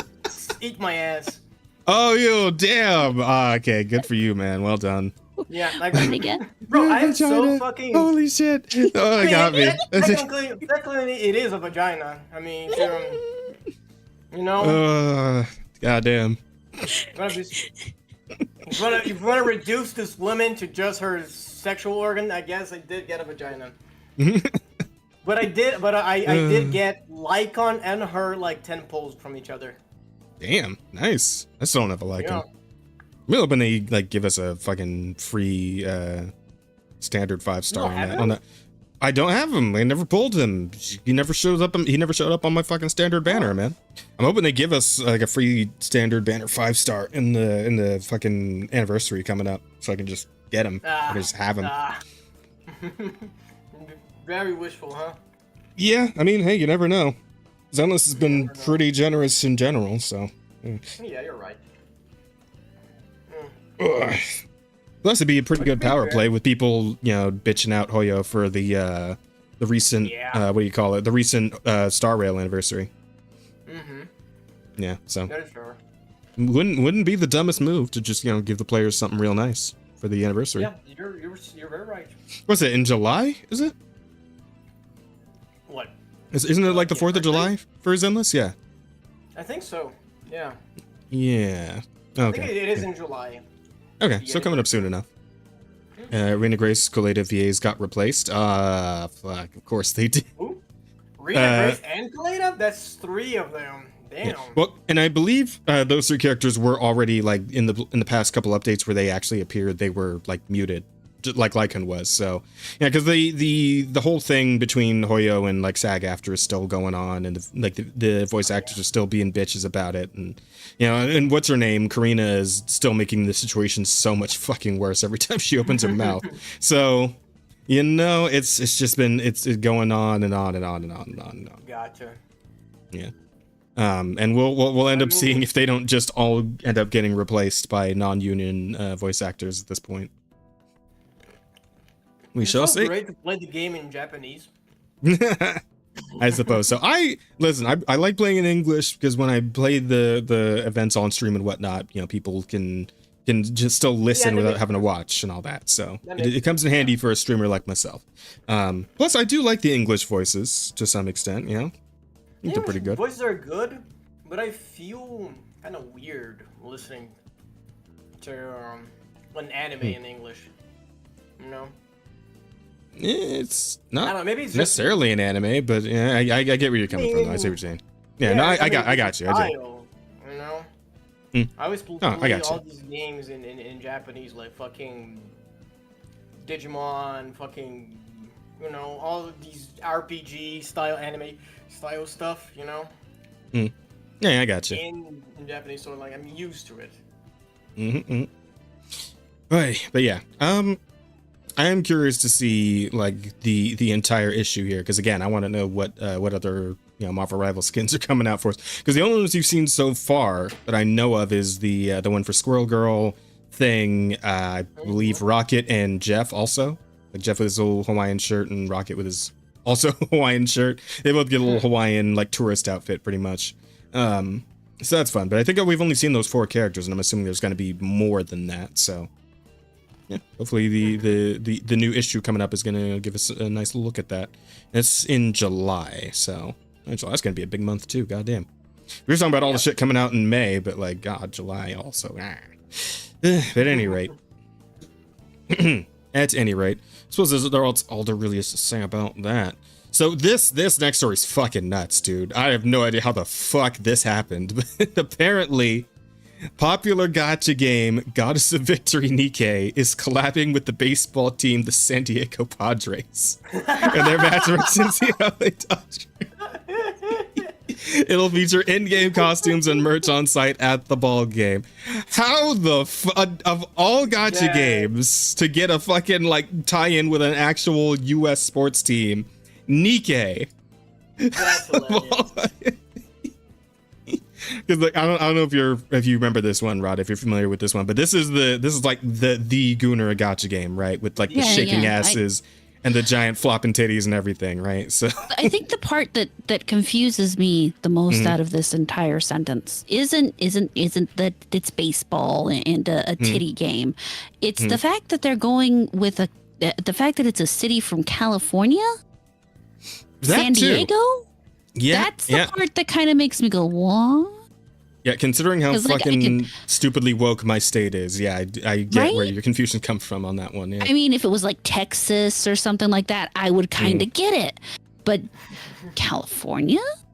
The whole Hololive Dodgers versus the Nikkei Padres. That's a fucking title right there. The Holo Dodgers versus Asta, would you please take that down versus for me? Nikkei Padres. Oh god, that is great. Oh fuck. Right. Yeah, so the full story here, and you see a bit of the Gunnar just right up here in the top right. There you go. It's right there on display, right there for you. Good old Anise. good old niece. I've seen, bro, so much porn of her. So much. It's like I don't even need to look for it. It's right there in the game, pretty much. She's all over the place.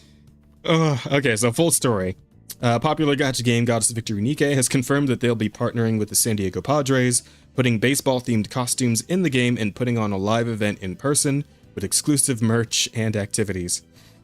So when they say putting on a live event in person, are we is this like gonna be like a booth babe scenario? Like, are we getting booth babes back? Are they gonna have girls like dressed up as Nikkei characters in there? Like, Oh God, I hope so. Wow, damn. I was more into it than I am. Holy shit. Wow. You know, there is absolutely nothing wrong with a woman who is proud of her body and willing to use it in a way that benefits everybody around her. I mean, let's be real, Ryder. We all knew you were a perv. I mean, you're literally a tentacle monster with giant tits. Like, come on. Well, they're not giant. They're moderately sized. I could have made them bigger. For an anime character, I guess. Yeah, for an anime character, their mod is put that in a human being. That shit's gonna break their back. No, they're about the same. I'm not gonna say that. Never mind. Oh, she was about to dox herself. Yeah. Let's just say there's a reason my husband is happy. There you go. There you go. Hey.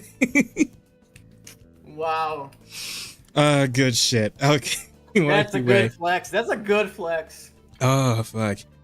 Eastern culture has become increasingly prevalent in American sports over the past few years, with popular anime, manga, games, and even VTubers partnering with sports teams in some big ways. Yeah, we did talk about it a while back here on the podcast with Gargura, showing up at the Dodgers game to sing "Take Me Out to the Ball Game" for everybody. So that was a fucking moment, man. And this might end up being quite a moment too, because you imagine they play like the Nikkei intro, like the anime intro up on the fucking Jumbotron of the game. Oh my God. That's gonna be wild. Oh, I want it so bad. But I also want to go to this game, man. Like, I almost want to actually go to a fucking sports event just to see what the fuck this is all about. So curious. Because it's like, and again, this is the Padres, so and it's in California. I probably could figure out where this is at when and actually go myself and like give you guys the details on what the hell happened. I might have to look into this and see if I could actually like find my way there. I think my fucking, I'm pretty sure my stepdad's a Padres fan, actually, when I think about it. I think he actually is, or my mom was. Somebody liked the Padres in my family. I know that. I know for yeah, I'm pretty sure it was my stepdad. I think he had like this fucking big ass towel with like the Padres logo on it. Ah, that's great. Holy shit. Oh yeah, and there was the fucking Lakers with One Piece. Yeah, I forgot about that. That was like what, a couple months ago, I think. That was recent with the whole Lakers and Luffy thing. Oh, that was great. With them even having an animation made solely for the purpose of promoting the crossover and putting Luffy on the court. Hololive has also partnered with the LA Dodgers in the past. Yeah, the big screen of the game. Now Goddess of Victory Nikkei, one of the most popular gacha games out there, I wonder why, is getting in on the action and doing a crossover of its own with the San Diego Padres. The gacha market has expanded exponentially over the past few years. While Genshin Impact blew the lid open to the trend when it initially came out, developer MiHoYo isn't the only studio trying to cash in on the trend. Though there's still a huge player in the market, with Genshin, Honkai, Star Rail Zenless, etc. being big players in the space, Goddess of Victory Nikkei stands on its own as a game that capitalizes on a completely different audience. Stellar Blade developer Shift Up created a post-apocalyptic game where you play as a commander and collect dozens of Nikkeis, androids, super soldiers who are built to combat the Raptures, a robot menace that has claimed the surface of Earth and driven humanity underground. Nikkeis are almost exclusively female, with most of the game's cast being made up of scantily clad women with physics that are visible when they fire their weapons. The game has gotten so popular, they are collabing with San Diego Padres, a U.S. baseball team. Yeah, I believe, I can't remember what the exact figure was, but the download was like in the hundreds of millions of downloads for Nikkei at this point. It's a lot. There's a fucking lot. Yeah, if downloads. Yeah. How many dollars did it hit? 45 million downloads. Oh, okay, not hundreds of millions, but that's still a fucking lot, man. That's a fucking ton. That's a lot of downloads. And I know the revenue is like over $1 billion now at this point from that game alone. So it might be a couple billion at this point. I don't even know. Yeah. But yeah. So this was the actual tweet announcement. Get ready, Commanders. The Nikkei baseball season is coming this May. with in-game surprises and a real-world game you won't want to miss. May 29th, step up to the plate with baseball-themed costumes and special content in-game. June... Oh, hang on. Yeah, just bring up the tweet here real quick. June 10th, catch the action live of the Padres vs. Dodgers game with Nikkei. June 10th. All right, I need to look it up and see if I can get a ticket to this. I'm actually super curious. What day is that? What day is June 10th? Hang on. Please tell me it's not a fucking weekend. June 10th is gonna be a Tuesday. Tuesday. Okay. Perfect. Yeah, I can make that work. Perfect. All right. Yeah, I'm gonna see if I can get a ticket to this. I want to check this out. This is gonna be fucking amazing. Wait. If it's a Tuesday, Mhm. Isn't that a problem? No, because it's in the evening, isn't it? Like, these games are usually in the afternoon, are they not? Are they at night? I mean, I guess we don't could take the night, that week off, and then you could like record some shit, and we could talk about it when you come back. That is true. We could also like that, or if you guys want to run it without me. I mean, and then if you want to, well, we could run it without you too. And then the fun part here's the fun part about this is if you do that, when you do your taxes, you can write it off as a business expense.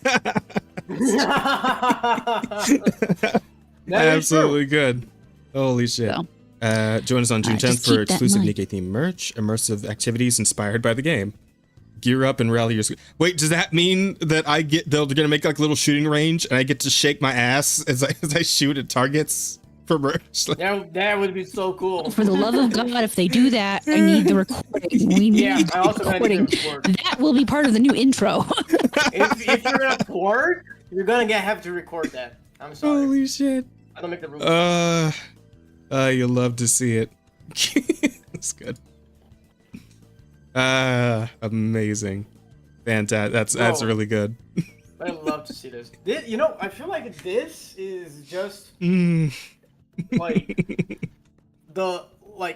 Nikkei coming to the West in this scale. I feel like it's still like that Gunnar war that's been going on between like Nikkei, Azur Lane, which one was that other one that was super brown dust too. Bro, did you see the latest? I think I did. Was it the one where she's like pulling the fabric out of her butt, pretty much? Yes. Like, pulling the wedge out. Yeah, I saw that. Okay. Yeah, that shit was insane. That was Nikkei versus Padres. Hey, no, it's Dodgers. Padres versus Dodgers. Let me see. Padres. They're on a war to see who can make the closest thing to porn. And the first one to like chicken out loses. Tuesday, going June. so crazy with this kind of stuff. Assuming like this, is just gonna... Petco Park, San Diego. Yeah. Oh yeah, I'm like an hour away from San Diego. I could totally go to this. 6:40 p.m. Yeah. So if I'm doing this, then either you guys are gonna have to do the podcast without me or take the night off. So you guys let me know by then what you want to do, because I think I'm actually gonna go check this out. Okay. I mean, it depends if we have a guest or not that day. Yeah, we just have to figure out which way that lands, and if we need a guest, we'll just pull in a guest. It'll be me and guest, and I mean, Helmsman could probably fill in for me or something. You know, just grab Helmsman, or maybe even Rosa. Rosa could come back for that one day. Yeah, we can figure it out. Don't worry. And just get plenty of like I said, just get plenty of recording, and then we'll show it on the thing, and it's tax deductible. And if you wear your merch on stream, that would also be tax deductible, just for the record. Oh man. Man, yeah, I am very curious to see how this all plays out. Like, what could possibly be in store for that baseball game? Oh, man. You should buy the ticket already before it fucking... Yeah. Like, the fact that, like, a bunch of fucking Nikkei fans, like, fucking gotcha weebs are gonna be, like, buying up all the tickets for this game as well. Yeah, I gotta make sure and see if it's, whether or not it's, like, tickets are already on sale. I will look into that for sure. Oh man, this is crazy. Yeah, well, I'm gonna look into that. But yeah, aside from that, what else did I have on the docket for this evening? Oh, this one's kind of fun. So apparently, an Elden Ring player named Let Me Solo Them, which the original obviously being Let Me Solo Her, who was somebody who helped people specifically fight Malenia. This one apparently helps the player fight the two final bosses that you have to fight in a row, which is Radigan? Radigan and Radigan and the Elden Beast. Yeah. Apparently has beaten the final boss over 10,000 times as a summon. Spent hundreds of hours helping other players out just because she wanted them to be able to finish the game. And this is the player in question. Bro, this is so fucking cool. Like the way that Let Me Solo Her like influenced this community is just so fucking wholesome and nice. And It is. Love it. And you love to see those people just trying to help each other, especially in fucking Souls games. Like I feel like there's so much like shit that the players give each other in the Souls, like, you know. It is crazy, right? Because like, and you also think about like what Let Me Solo Her was, right? As a dude with no armor on except for the fucking jar on his head. And I think he was using Rivers of Blood, so there is that. But like the fact that it's essentially like a glass cannon build, right? Like he could not get hit even once, or he would pretty much die instantly because of like the reduced life and healing that a summon gets when somebody else brings them into their world. And this person did the exact same shit fighting the final boss 10,000 times. Like Jesus fucking Christ. Yeah, it's fucking unbelievable. While it may not be the most difficult game of all time, Elden Ring is certainly up there. FromSoft games have a reputation of being hard for a reason, being its greatest challenges. And okay, this is just the fluff. Let Me Solo Her became famous for beating Millennia. Let Me Solo Them has done the same, but with the final boss. Tracked a journey to beating both Radigan and the Elden Beast for troubled players, with them hitting the milestone of 10,000 kills after years of. How are they even tracking it? God damn! And years of effort. So they've been doing this for years. Yeah, probably like some sort of like in-game record or some shit. I don't know. Let Me Solo Them revealed that the original jar-wearing player started an entire community of skilled warriors who have made it their mission to help others. The Jarnished! The Jarnished is fucking amazing! Jarnished! I love it! That's a title. That's a title, bro. The Jarnished. Hail to the Jarnished, man. Hail to the Jarnished is absolutely a title. Holy shit, that's amazing. I love that. Oh, fuck. The Jarnished is so fucking creative. I love it. Bro, so when they make Elden Ring 2, they need to make that like an actual what do you call them? Guilds? Like faction. Faction, yeah, like hey, you can like join a faction or whatever. They need to make that one of them. The Jarnished has to be a fucking faction in the second game. That's so good. I mean, holy shit. The way like that this thing like exploded in the community, like when Let Me Solo Her retired, he got like a life-size replica. I feel like it was like something related to Millennia. Yeah, I feel like it was either her prosthetic arm or like some like big a statue of her, like her whole body. Yeah. No, I know those exist. Pretty sure. Hold on. Let's see. Not build. The first thing that shows up is build. Oh, he got an action figure for himself. Oh, okay. Nice. That's pretty sick. That's insane. This player in particular, many of these so-called Jarnished specialized in taking down specific hard bosses, with them getting on at certain times of the day with the goal of taking down the same boss over and over and over again. This player in particular specializes in taking down the combo of Radigan and the Elden Beast, the two-stage fight that takes place at the very end of the base game. They've been documenting their journey for years, making new videos and posts at every milestone to keep track of their progress. And on April 19th, 2025, she finally reached the milestone of 10,000 kills. Wow. A Reddit post they made about their accomplishment almost immediately went viral on our gaming, receiving 10k upvotes. Hey, 10k upvotes for 10k kills. Nice. Fucking all right. Oh yeah. In a matter of a few hours, comments were filled with players thanking her for her help over the years, thinking back to when they were struggling with the game but were able to beat it thanks to her lending a hand. Man. Aww. That's a feel-good moment. We don't get too many of those on this podcast, man. We're always talking about stupid bullshit, but you know what? That gets me. That hits me where I live. I love it. That's good shit. According to her comments, she spent roughly an hour a day helping players out, has made this journey a marathon rather than a sprint. Only help 10 to 20 people a day. It only takes about an hour or so, and I really enjoy it. I meet awesome people, and I just get to dance around the bosses. It's relaxing. The fact that she's killed the final boss, both of them, 10 times in an hour. Like, holy fucking shit. That's 10 crazy. to 20 times in an hour. That is crazy. Jesus. What Like, the fuck is that absolutely build? insane. Hang on. Can we find? Oh, we can right here. I want to see a run of this. I just want to see one go. Oh, she's using the God Killing Flame. Okay. Oh, okay. Yeah. Oh, and the Twin Blades. Okay. So it's probably a Dex Faith build. Mm-hmm. Solid. I did something similar when I played. Ouch. The other player just laying down. Yeah.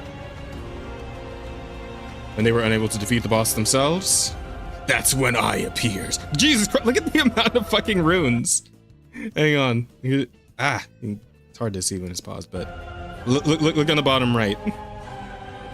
Oh gosh, you got it maxed out. She maxed out the Wow. She doesn't fucking use the runes. She just has them laying around. I did be right 10,000 times this summon. Jesus Christ. She's barely dodging, dude. She's just jumping. Well, I imagine she's done it so many times, she'd know exactly when to just. Yeah, exactly. Holy shit. That is actually incredible. Never expected this to come so far. I just truly enjoyed helping each and every single person. Aww. I enjoyed all the struggles and the victories.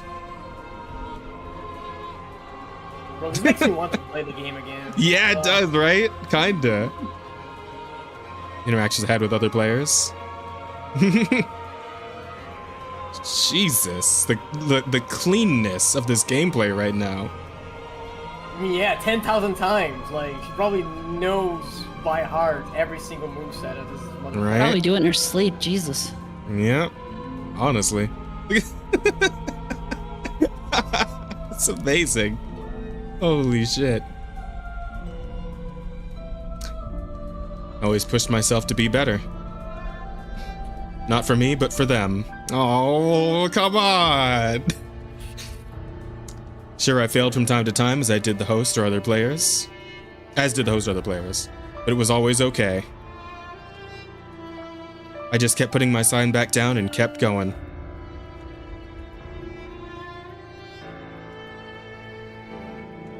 I guess if anything can be learned from this, it's to never give up. As it's been such an incredible journey for me. God damn, bro, that's so cool. And I'd be able to do it if I went for everyone who played alongside me. The other Jarnished, who lent their strength. Their appreciation, kindness, support kept me going all this time. I am every Jarnished.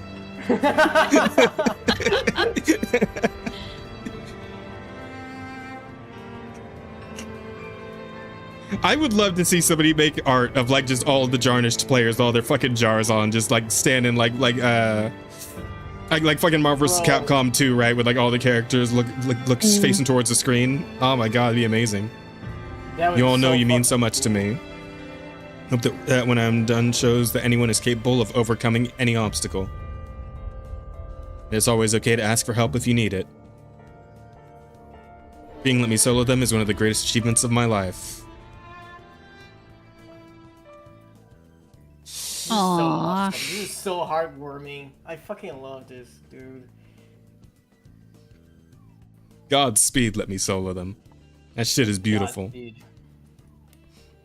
That's incredible, man. This is what video games should be about. Fucking building a community, fucking helping each other, just enjoying a good game together, and having like these sorts of like genuine moments with other players. Like, this is so fucking cool. This is so human. But also trolling the shit out of people sometimes, and it'd be really funny. Well, I mean, that's the other side of it. What's the point of one side without the other side, you know? What is the yang without the yin? Exactly. You need balance, you know, and it's fun to mess around sometimes, but this is so much, you know, heartwarming. I love it. It's great. She and many other players hang around R Beyond the Fog, a community devoted entirely to helping out struggling Elden Ring players and giving them either the tools to succeed or help with bosses that are giving them trouble. Beautiful. Aww. You'll love it. Especially because Elden Ring in like Souls games, like they have so many bosses that you just make people quit the game, and having this kind of thing is so good to keep the game alive. Absolutely. And it kind of goes back to kind of what the point of the games are. You know, people always talk about how they're meant to be hard. Part of the reason they're meant to be hard is either so that you can figure out how to do it yourself, or so that you learn to reach out and find people who are willing to help you. It's just like Jazz and I now have to sit down and figure out when we're going to play Bloodborne. Yeah, so I can help Rada learn how to play Bloodborne, and she can finally enjoy it the way she's always wanted to. Yes, as opposed to just getting to the 2 wolves sometime before the cleric beast, because I can't actually get to the cleric beast and get my ass kicked over and over and over again. No worries. By the time we're done, Rada, you will have truly ascended. You're gonna look in real life like you do in the podcast right now. Oh God, what do I look like right now? On the podcast, a pentacle-faced monster. Okay, so I look normal. All right. Yeah, you do look normal. Good stuff, man. Unfortunately, I really should have saved the story for last, but I have one more, and it's a bit less on the positive side. Our good old friends are back. You had to go and ruin it. Yeah, I did. I did. Fuck this. We had the warm, fuzzy feeling going on. God damn it, Well, you bastard. I'm killing you. Well, actually, I do have one other pretty feel-good story after that too. After this, but okay. There has been unleashed another leaked video of a Sweet Baby employee saying some suspect ass shit. So Isn't that all they say? You've heard the sound bites. Go have a coffee with your marketing team and just terrify them with the possibility of what's going to happen if they don't give you what you want. And if I can't sell them on, hey, don't do that, I can instill fear by suggesting that once it gets past us, someone else will take them down for this.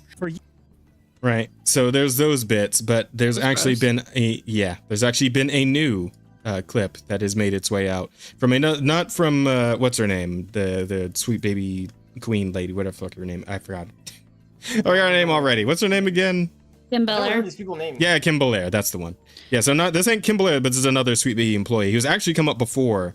I believe this person was talking about how they had like a PowerPoint about how they wanted to like burn down the game industry or something.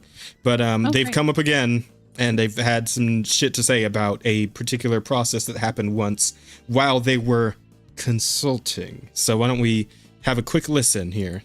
Playbook. Roll the clip. And definitely there have been moments. I can think of one in particular.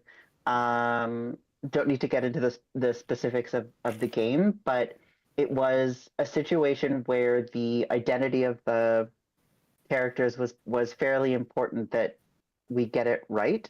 And in this situation, we actually had to have a more heart-to-heart, really foundational conversation about these are some of the experiences that you are necessarily going to invoke, or some of the messages that you are going to invoke, some of the implications you are going to invoke, regardless of whether you want to or not. It's not a question of like, are you doing it well or are you doing it badly? It's just, it's there. And so here are the options for how that could go. And this was a pretty, I would say, like unique situation where they were willing to take days out of their time to talk with us about it. And I think in that situation, it was, as a marginalized person, I felt making myself very vulnerable, and being brutally honest of just like, hey, I think what you're doing is not cool. And then being met with a less than optimal response to that, and then having to say it again, and then again and again. What I would take out of that, what I have taken out of that in hindsight, is know where your personal and professional limit is. Choose your battles. Decide as much as you can which hills you're willing to die on and which, maybe you would rather not. I think that really will serve you well, and get very specific about your priorities, be willing to let certain things go, maybe. But that comes with experience. It's not something that I knew in the moment. I think in hindsight, I will say I wish I had been a little less vulnerable. And so that is a very valuable piece of information that I now have about myself. Let's break this down. Yes, let's, shall we? Here on, on this side of things. Because essentially,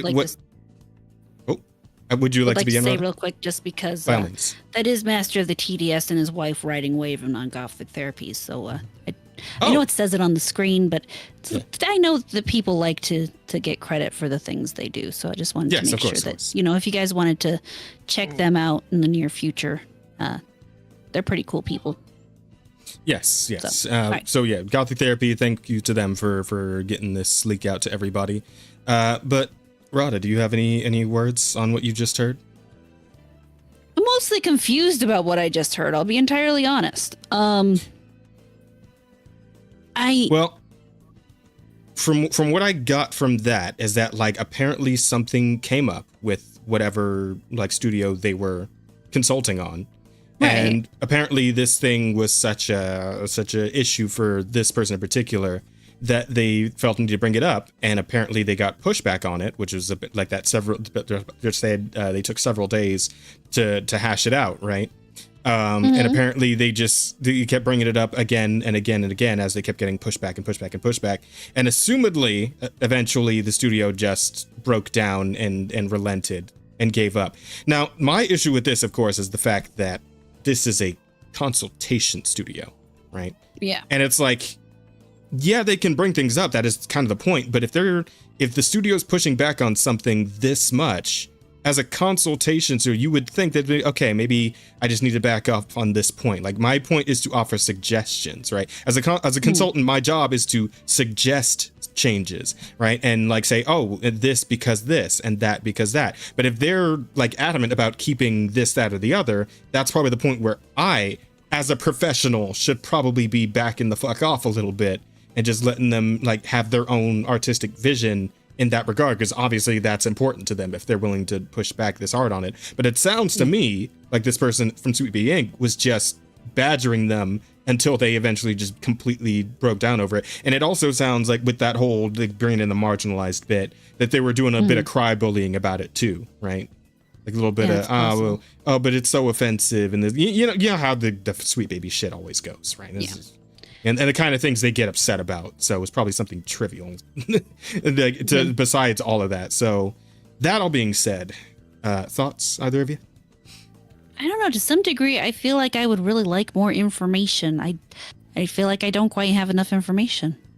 That is true. There's a lot of like ifs and like, oh, I'm not gonna disclose this about this game. But I guess it's fair because you don't, that talking shit about your employer very usually ends in, lawsuits. Yeah, and they were vague about that. Like, they didn't actually give any names on that, so fair enough. Yeah, I mean, they didn't talk about what game it was, and they're very vague about what the identity is, and it's just... And it's a bunch of vagaries, but like, and again, like you guys say, in the context of just this clip, it does seem like there maybe isn't enough to go on. But in the wider context of all we know about Sweet Baby Inc. and the way they go about these things, and the fact that this is just so vague and so iffy, and there's just this gets kind of like a weird vibe to it, in my opinion. It definitely has a weird vibe. Yeah. You could kind of imagine what really happened here to some extent, I think. Yeah, I'll be entirely honest. I'm not one of those people who are really good at going from a vague feeling directly into something without hard evidence. It's just not how I'm built. And I'm not saying that other people are wrong for doing whatever in the world they do in regards to the reaction to it. It's just, for me, I can see where you would get to the point of saying, yeah, they badgered the studio until they did whatever. But at the same time, it also sounds like this person is actually more in some ways praising the studio for taking the time to actually have the conversation. Which I may not like the result of the conversation, but this doesn't sound as aggressive as people might want it to. That is a good point. But I also feel Go ahead, Asta. like what they are saying is a bunch of catchphrases. Yeah, right? Like that, a bunch of like corporate stuff that you say to make it polished, to make it HR approved, right? Yeah, So to dance although around we- what it might have actually been, right? yeah. yeah. So I can understand where Rod is coming from. Like definitely, it seems like they are giving credit where credit is due, but at the same time, I don't think that necessarily plays any importance into this conversation because again they are a consulting team, and it really begs the question: what is so important that they have to have this conversation like several times? Why does this motion of pushing back and forth like brings to the table? Because if it's something like if you're talking about for example Assassin's Creed Shadows, there are a bunch of quote unquote historical stuff that they researched and consulted on, and having that sort of pushback, I would understand if it's like, the studio wanted to make a statement or a gameplay or something that is like contradiction to history, right? It's not accurate and it's harmful in some way. That I can understand if you have like a whole debate about it.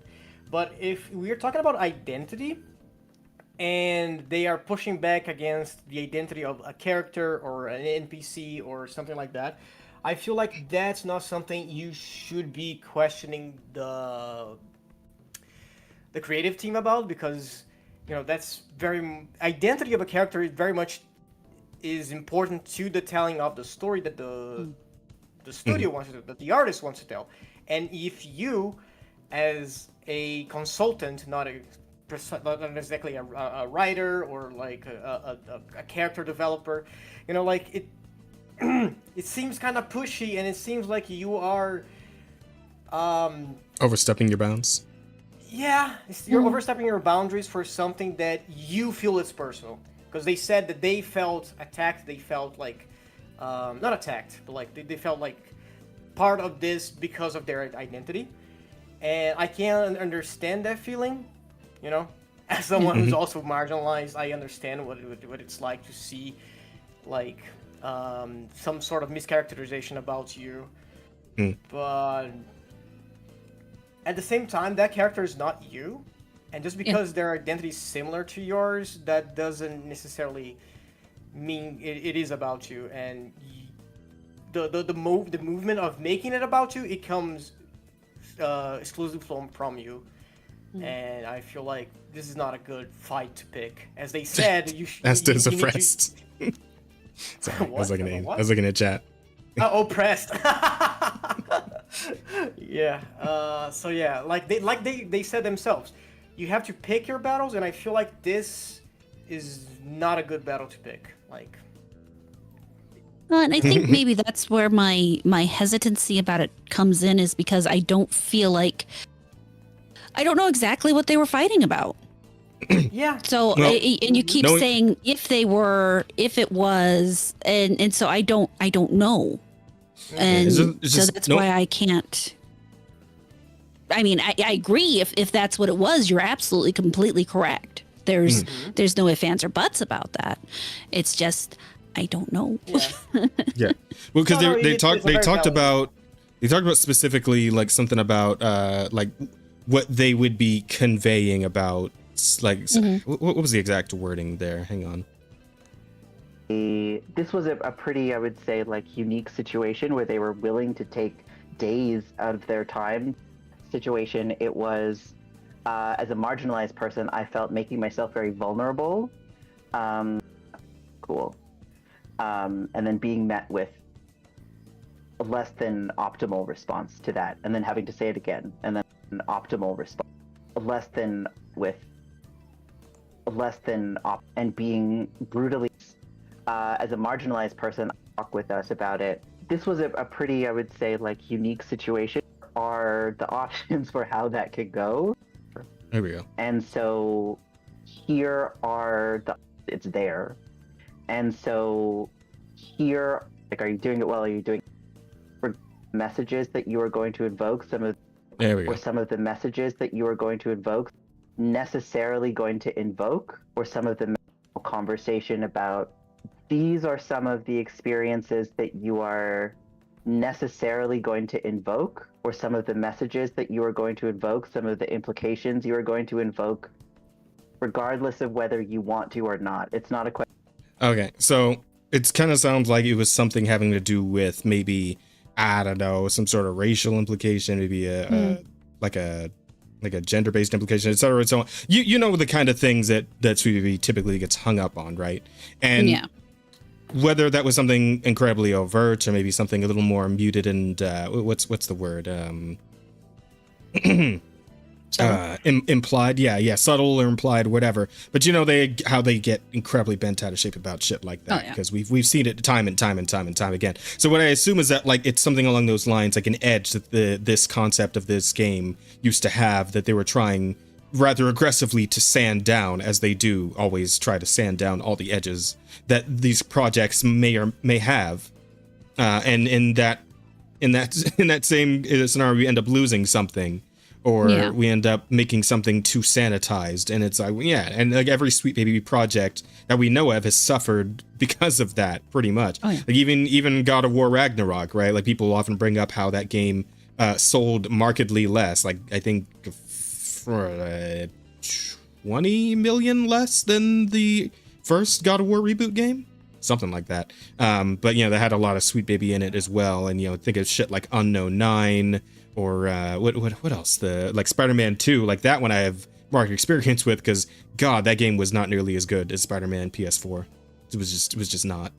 And I know Sweet Baby had a good bit to do with that as well. So you think a lot more about, like, and again, all this shit that Kim Belair said about terrifying, instilling fear, and like just all these like fucking emotional manipulation tactics that Sweet Baby Inc. seems to employ in their consultation, right? Which seems a little bit less like consultation, a little more like assertion at a certain point. Yeah. So just another little hint in that direction that there's that's kind of what's going on with them, and it's kind of justified that they're essentially been shit canned by the industry at this point. Become the mark of the beast on like any given video game. So I don't know, man. I hope, for their sake, that the members of Sweet Baby Inc. at some point can just become cognizant of what they're doing to creativity and to people's projects as a whole, and maybe just maybe turn that shit around and become reasonable, normal. I mean, the downside not irritating people at some point. That'd they be nice. know what they're doing. They're aware of what they're doing. They don't care, because what they care about is getting their idea, their message, for lack of a better term at the moment, out. That's what matters to them. They don't care if they're ruining somebody else's creative idea. They don't care that they're usurping somebody else's idea, somebody else's reputation. They want what they want out there. So, I mean, on one hand, I can completely and totally understand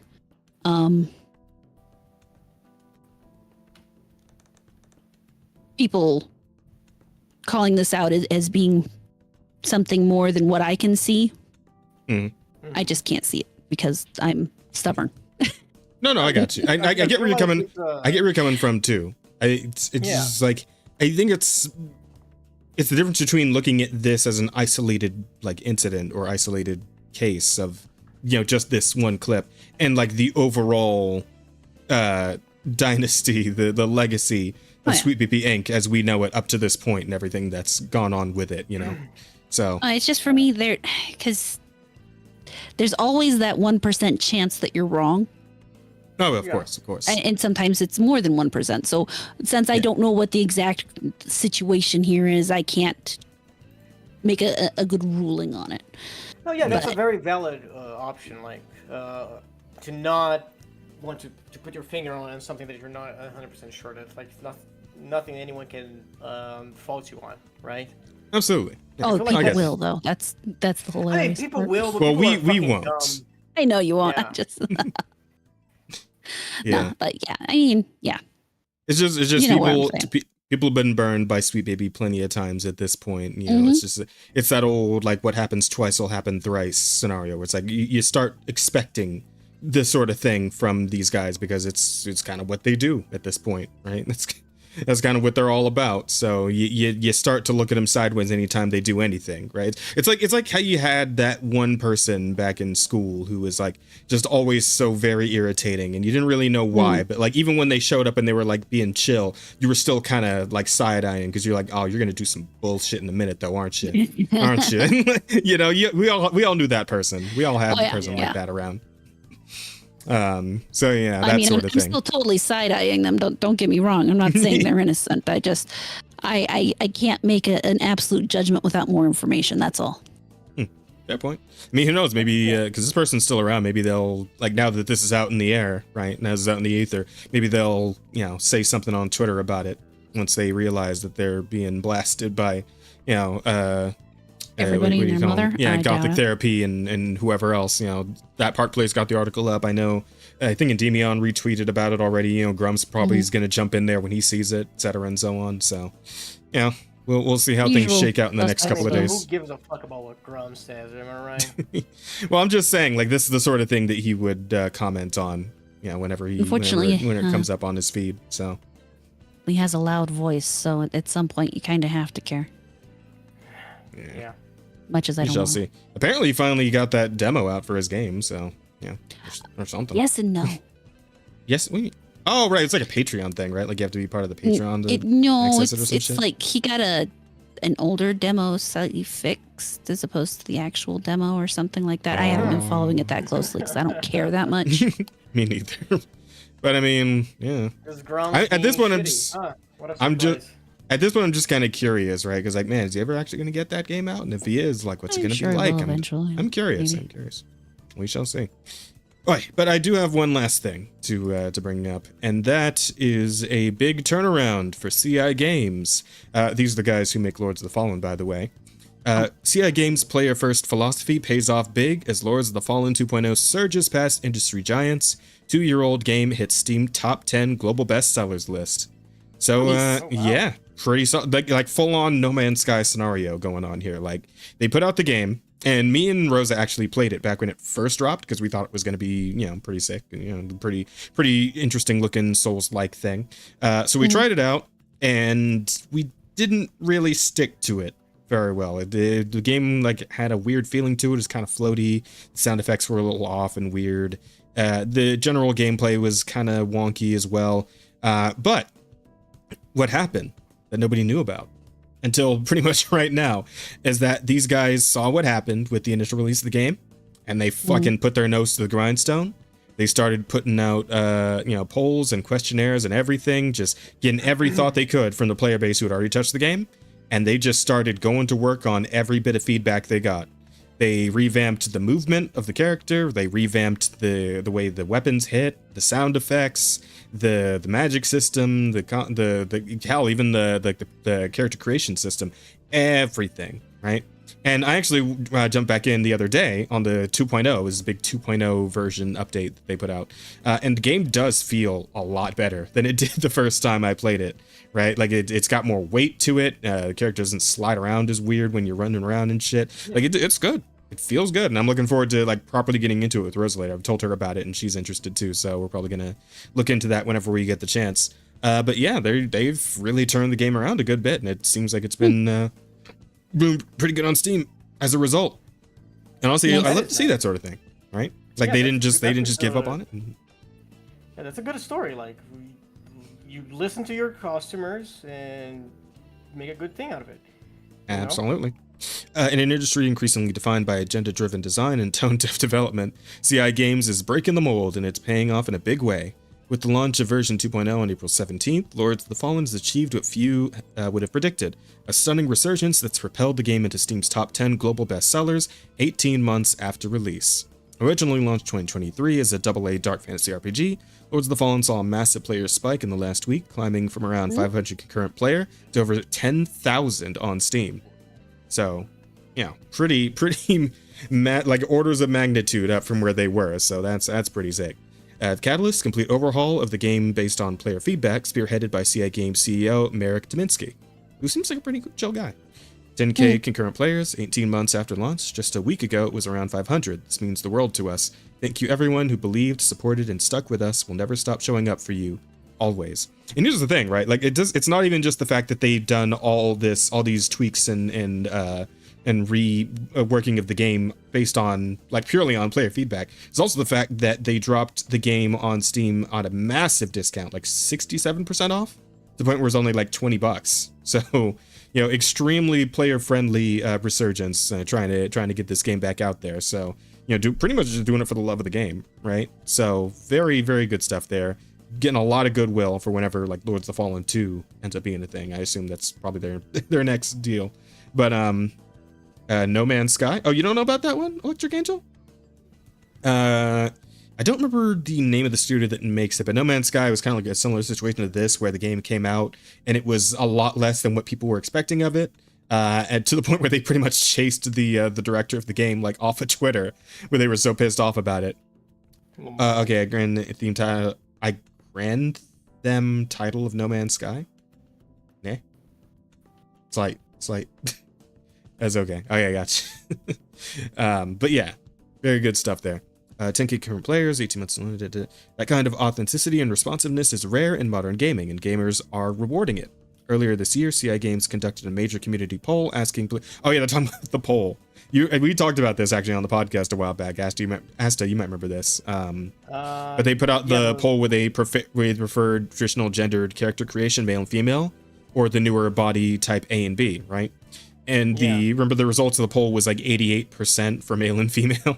Right there is right there. Tymiński promised to respect the results, and he delivered, retroactively updating Lords of the Fallen back in January to remove the original system and revert to traditional gender options. And a lot of journalists got real pissy about that.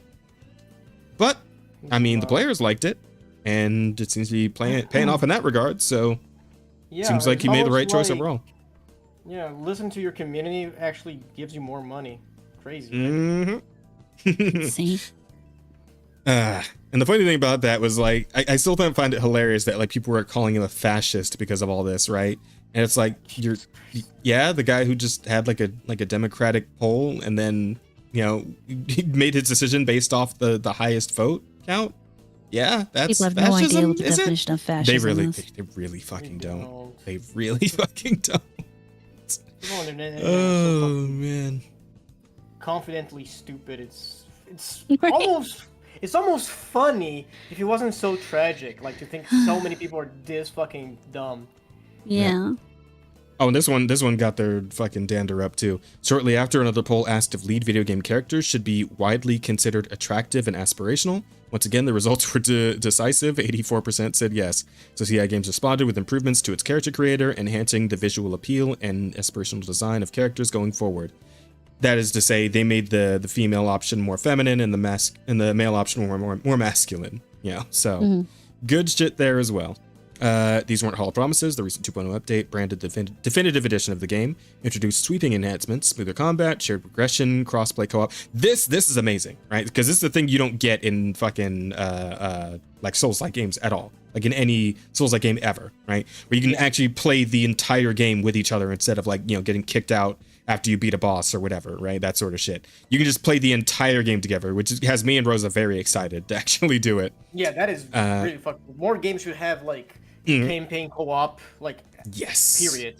Absolutely. And the thing about that, actually, another thing, again, very, very player friendly, is that they added in a thing like It Takes Two and Split Fiction, where if somebody buys a copy of the game, they can give a friend copy to a friend to just play through the entire game with them. So only one person has to buy it to play with a friend. Like, awesome. Fucking hell, man. These guys went above and beyond to just be like, hey, players, we love you guys. Mwah, forehead kiss. I mean, that's the only way I got sheep to play Split Fiction. There you go, exactly. Let's see, HUD improvements, new in-game guidebook, and a dedicated jump button, and a free friends pass. Yeah, so there you go. While larger studios lean into identity-first marketing and corporate jargon, CI Games is listening to the actual target audience, and it's working. And you love to see it, man. That's all we've ever been asking for, right? Isn't that all we ever talk about? It's like, man, don't just wish these fucking studios just listen to what the players actually want and just make that. And there you go. Somebody did it, and it's paying off. I will say there's a love to see it. dangerous line in there. Well, yes, absolutely. But I mean, absolutely, for sure. Like within reason, obviously. But like the fact that they're even doing it at all when like most studios just don't even give a shit anymore, right? That's refreshing. It's refreshing. Assassin's Shadows, a quadruple A mega release backed by a massive budget, is pulling 12,000 to 1,400 concurrent players on Steam just a month after release. A lot of players. Oh, yeah. Well, considering this is a quadruple A game, like this is the main franchise from fucking Ubisoft, right? And 12,000 to 14,000 only 1 month after the game came out. That's pretty fucking bad. All things considered, especially with how much that game must have cost, right? Hopefully, this is the end of Ubisoft. I really One can only hope. every day. Praying on Ubisoft's downfall. Yeah, we're not quite there yet, but we're getting closer. Every day, just fuck this company. Fuck all of their games. You know? Well, I mean, they're getting fucked by Tencent, so Tencent's bending them over real good these days. So we'll see how that all plays out. Dragon Age of Veilguard peaked at just over 2,000 players in the last 24 hours, despite releasing at the end of October, being part of one of the game's most iconic RPG franchises. Oof. Mirror's the Fallen, AAA title, heavily at 10,000 plus players and climbing the global sales charts. Alright, that's good shit. And then, comments on the usual folks. Tominsky himself, following his removal from the original Lords of the Fallen subreddit. Oh yeah, that's right. The fucking subreddit kicked him out after he did the poll. Like, what the fuck? Yeah. That because shit was he was ridiculous. a fascist. Yeah. It's like, oh no, he's doing polls for the players? How evil. What? Yeah.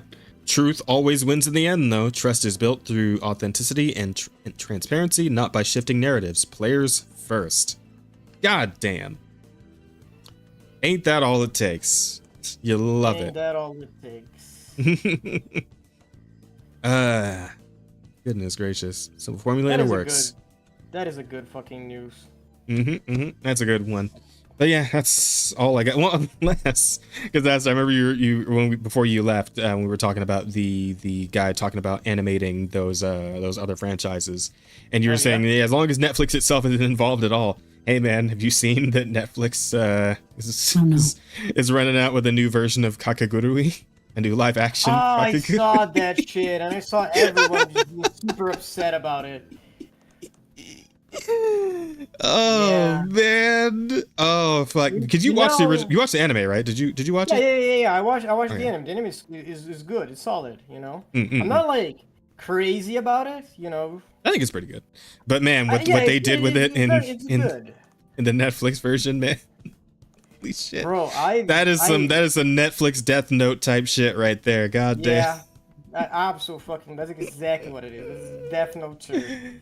Do you think we find like a trailer? I'm kind of curious. We look it up on YouTube. I feel like there's already one. Like, look it up. Let's see. I'm curious. A trailer right now. And Kakegurui live action. Like, even as someone who's not that big into Kakegurui, I am so sad. I am very sad. You know. I think this is 1 day ago, so I'm pretty sure this is it right here. This is it. Is Yumiko. Yeah, actually, Yumiko looks Japanese, so that's fine. But sometimes you have to do a bad thing to make the world better. World. What are you talking about? St. Dominic's prep goes back 100 years. Parents and their kids here to learn. St. Dominic's prep. There's no way that's what the school was called. Probably in the not. Anime. But bro, like right off the gate, okay, you need to do bad things to make the world better. When did Yumiko at any point ever said that she wants to make the world better? She wants to see the world burn. Pretty much. Well, as long as she's having fun gambling, right? That's her. Like, she has fun in chaos. CEOs, dictators. Oh my god! Oh my god, no! No, they did not! Oh my god, what happened to her? Oh man! Oh no! I really like Okay, wait. Because Rada doesn't have a point of reference here. Let me. I have hang no on. idea what's going on, but I can tell you two are in pain. Hang on. Let me show you how that character actually looked. What was her name? I don't remember. Yeah, if I type in eye patch, she'll probably come up. Yeah. Eye patch girl. There you go, right there. Okay, so that was the. Let me see. Here she is. Images. Right. So essentially, this is the character in the anime, right? She's kind of out of her fucking mind, crazy, right? But this was her original design, and this is. What is this? Wow. Okay. What is this? They're not even trying. They're not even trying. She looks so soft. No, they're not. Holy shit. And I think there's like a shot there of like, who the fuck is this? Who is this on the? You know what? I'm gonna give them credit. That looks like a white boy that's rich and never got told no. What the fuck? He looks like a son of a millionaire. What the fuck's that twink doing over there? Get the fuck out. Oh my god. Those dictators. And I think that one in the middle is supposed to be the Prez, right? Remember, she's got like with the hair loopies. Yeah. No, go back. Hang on. Yeah, she's the Prez. She has the blue lipstick. That is the president like trademark. Yeah. Hang on. 'Cause, again, point of reference for Rada real quick. Student council president.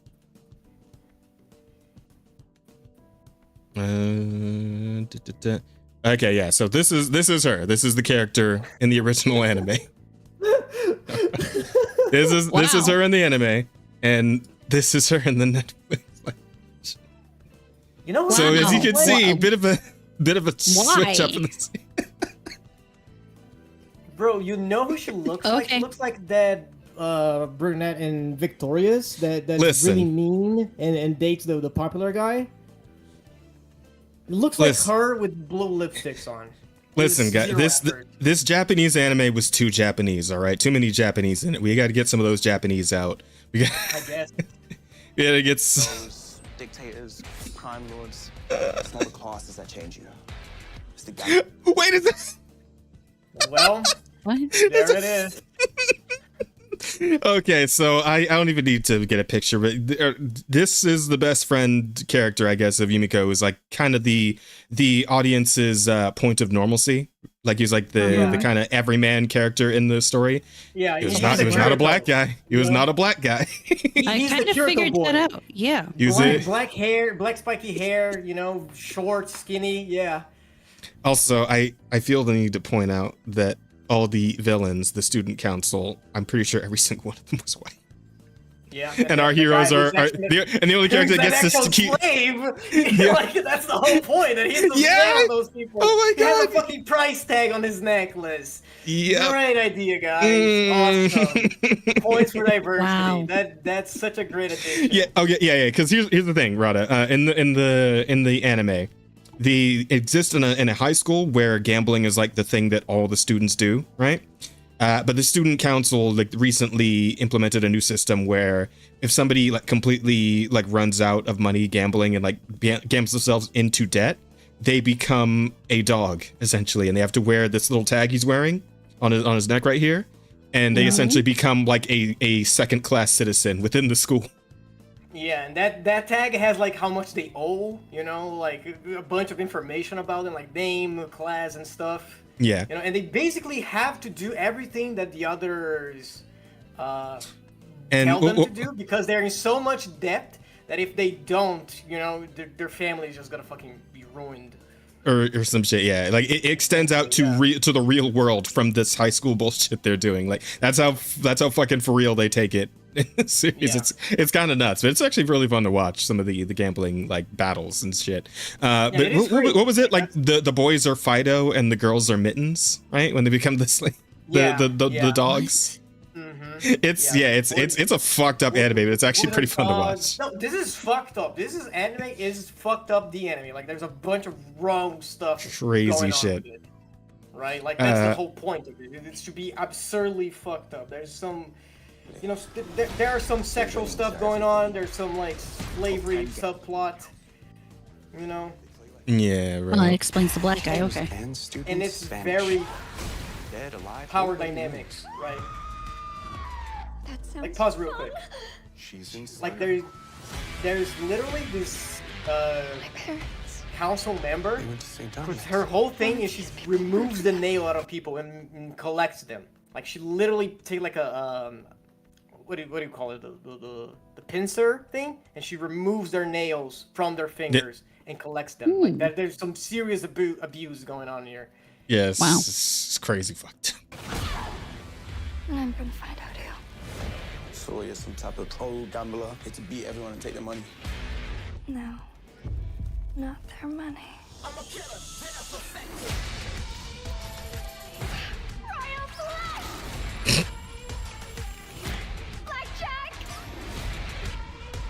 Yeah, it's like there's also this thing where it's like you're this like is the kind of gross. the kind of like over the top emoting that they do in anime just really never translates well to live action.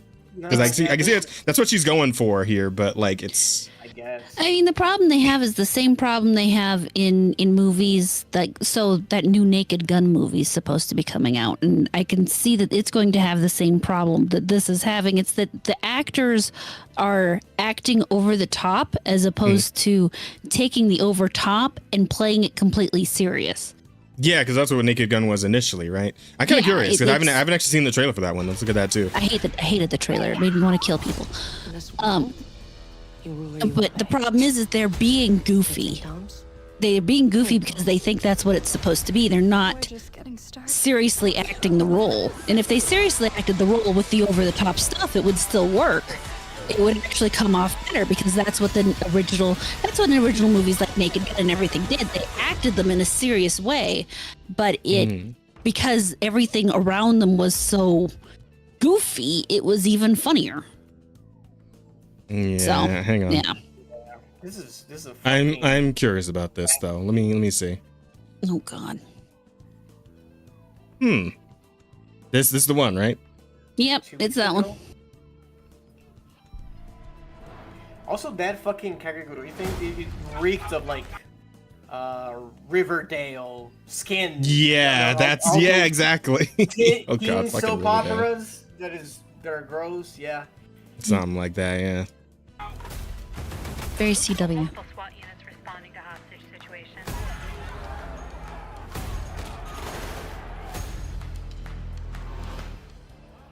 Hey, little girl, stop. What do you want, little one? Your ass. That's the sound of the police. What was that?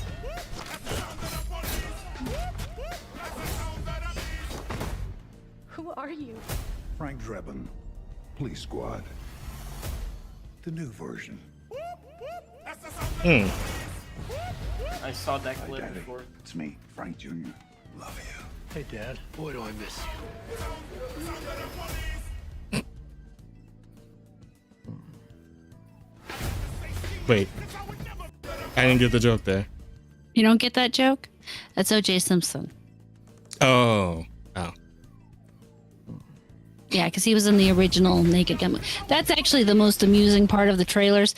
The issue I have with the trailer is that they make Frank actually competent. If anybody's ever watched any of the Naked Gun movies, they will realize right off the bat, anything Frank Drebin does that turns out positively is in a complete and total accident. And it's hilarious because of that. The fact that he was in any way competent just automatically kills it right there. That's a valid point. Man, one of these days we'll have to sit in and watch the Naked Gun movies. I've never seen them. They're This great. fucking thing is Like, properly. like a bad comedy, you know. Yeah. Yeah. Yeah, it takes something. The problem is they've seen the movies. they think they understand the movies, but they don't understand the movies. They don't understand what makes them so funny. It's just like the Hot Shots movies, if you've ever seen them. It's like they're hilarious, and they're hilarious not because the people who they're hilarious because the people who wrote them were funny, but because they had this way of actually playing off of reality in the most goofy way. And instead of, kind of looking at the camera with that wink and the nod, we know you think this is funny kind of thing. It just went on like that was reality. That is what the world was. That is how it is. And that's what made it the funniest, is because they were Playing immersed in the straight. world. Yes. As opposed to that. Yeah. Instead of that whole, did you get this joke? Did you get this joke? Mm-hmm. Him bribing a guy, then spotting him money to be bribed is an excellent example. I saw that clip. Yeah, like that shit is hilarious. Yeah, I love that one. There are so many fantastic clips like that out there. And again, the Hot Shots, it's basically Top Gun, but it's, a parody of Top Gun, basically. And if you haven't seen those with Charlie Sheen, those are hilarious. And the funnier part is, and I'm sure that they can't possibly pull off, is when you watch these movies, there's so many layers to the joke, even beyond just what the main characters are doing in front of the screen. There's always something going on in the background and people doing these other things, and it's so much into them that they've completely lost the talent for doing it. I feel it. I do. It's just, and that's what makes me like kind of scared about, like, I know they've been talking about doing like a new scary movie, like at the Wayans Brothers specifically, they've been talking about doing like fucking White Chicks 2, and it's like, I can't imagine how they could possibly do White Chicks 2 in this new world we live in, where everyone's so very easily offended by everything, unless they straight up just say fuck it, goes balls to the wall, and like say fuck whoever's offended. Like, unless they can actually do that, which I really doubt in today's Hollywood, that'd be a tough fucking sell, man. Like, the only guys who do that are, I guess, Trey and Park from fucking South Park, right? Yep. Like, they're the only ones I know who do it every time and just don't give a fuck and get away with it every time. But if the Wayans Brothers can do that, I mean, I'll have faith in them, but I just don't know. I don't trust that they can, because they've all kind of gone a little off. Yeah. White Chicks 2 would break the progressive stack. Yeah, it would, but I mean, that's only if it were actually in the spirit of the original White Chicks, right? If it could actually measure up to the first one. But I very much doubt. The first White Chicks was the first time I heard the N-word. Really? That shit was crazy. Yeah, man. Back when it was a joke, which it should be, in my opinion. Yeah, I always laugh when I hear it. Go back to that. Yeah. Oh man. Oh yeah, okay. But yeah, that's pretty much all I got for today's episode. You guys got anything else, or are we good to do the questions? I think we're good. How are we looking on titles? I think we got like what, 3? 4? Yeah, 3 or 4. It looks like 3. 1, 2, 3. Yes. So do we want to hold off until after in case a new one pops up? Let's do the question, see if something funny comes up. Okay. All right. What do we got? Mr. E. Bear asks, now that Amarada is married, which of the other hosts is next? Oh, you're right. I didn't throw my bouquet, so now we don't know. Shit. I need to at least get a girlfriend first, man. I was about to say maybe Rosa, but she's already married. It's got to be one of us, Jess. Got to be Jazz. I think it'll be Jazz. Yeah. Wow. Okay. No faith in me. I see how it is. God willing, I can find myself a girl at some point here. I'm just trying to get my own financials straight before I even like consider all that, because trying to start a family in this day and age, in this economy, like fucking hell, man. Holy shit. That's a whole thing in and of itself. So it's one of those funny things, though. Once you commit to it, you find a way to make it work. No, of course, and everyone always finds a way. But it's it is nice to go in like at least like half cocked, right? At this point, I'm like I'm a quarter cocked right now, right? I need at least half of the cock to be ready for this. All right. Wow. Maybe another 4 months of overtime. Build up some cash. just- Be ready for anything. Just saying, it's not always a good idea to wait for that perfect time because the perfect time never comes. Yeah, fair. There's that. That's fair. NDA 886 or 8666 in a Nigerian accent. Amarata, why are you married? Well, mostly because he asked, and I like him. I feel like that's a valid. Also, since you were gone last week, Fuda with or without balls. I am a preference. I prefer with, but that's only because I am a straight woman. Oh, there you There go. we go. Well, we are on the same team, Amarada. I also prefer it. Makes sense. Silent villain. I got nothing topical to ask, so I'm going to sports. Oh God. Jazz, thoughts on the current NBA playoffs? Any predictions? And predictions for the MLB season? I have none for either of those things because I don't fucking watch sports. The only reason I have any interest in going to this baseball game is because of this whole Nikkei crossover, and I'm so curious as to what the hell that's actually going to look like. Other than that, I have no interest in sports at all. I do not care for sports. We're weebs. We're nerds. We don't do sports. Like, what are you asking? True. It's got a point there. I know plenty of weebs and nerds who do sports. Well, yeah, true. That is fair. Just but not right here. Yeah, I'm more of a music guy, so that's my deal. Yeah, we're also artistic and autistic. So. Same difference.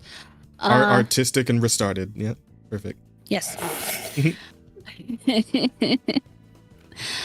Electric Angel. How do we feel about Rosa or any other friends voicing the sweet baby Paimon? Would it be good? Would it be funny? Who would be the funniest? I would love to hear Rosa voice Paimon, but only if they let her swear. Yeah, I was about to say the same thing. If we have unhinged Rosa as Paimon, I feel like that would be hilarious. What the fuck is wrong with you? Fucking cunt! Yeah, the word cunt would be used quite liberally by Rosa Paimon. She did in her stream. Oh yeah, that's true. That one time she actually tried Genshin Impact. She did a bunch of like Paimon voice acting. It went pretty well. I think she could do it. I think she would be a much better Paimon than what's her face. I'm so bad with names. Who cares? Who cares? Fuck her. Fuck her. I have no idea who we're talking about, so I'm good. Oh, I guess because you weren't here the last couple of weeks. We were talking about the whole situation with the VAs with Genshin Impact and how the Paimon VA was just popping off on TikTok with all kinds of stupid bullshit. Deriding people for listening to others who were trying to tell them about the whole SAG-AFTRA rug pull that they were going for with the whole like trying to rope Hoyo into being a union project, even though they don't want to be. And how the union, actually, no, you were there for that, where we talked about that, how the union was kind of doing some scummy shit on the down low with like those massive fucking entry fees and all that shit.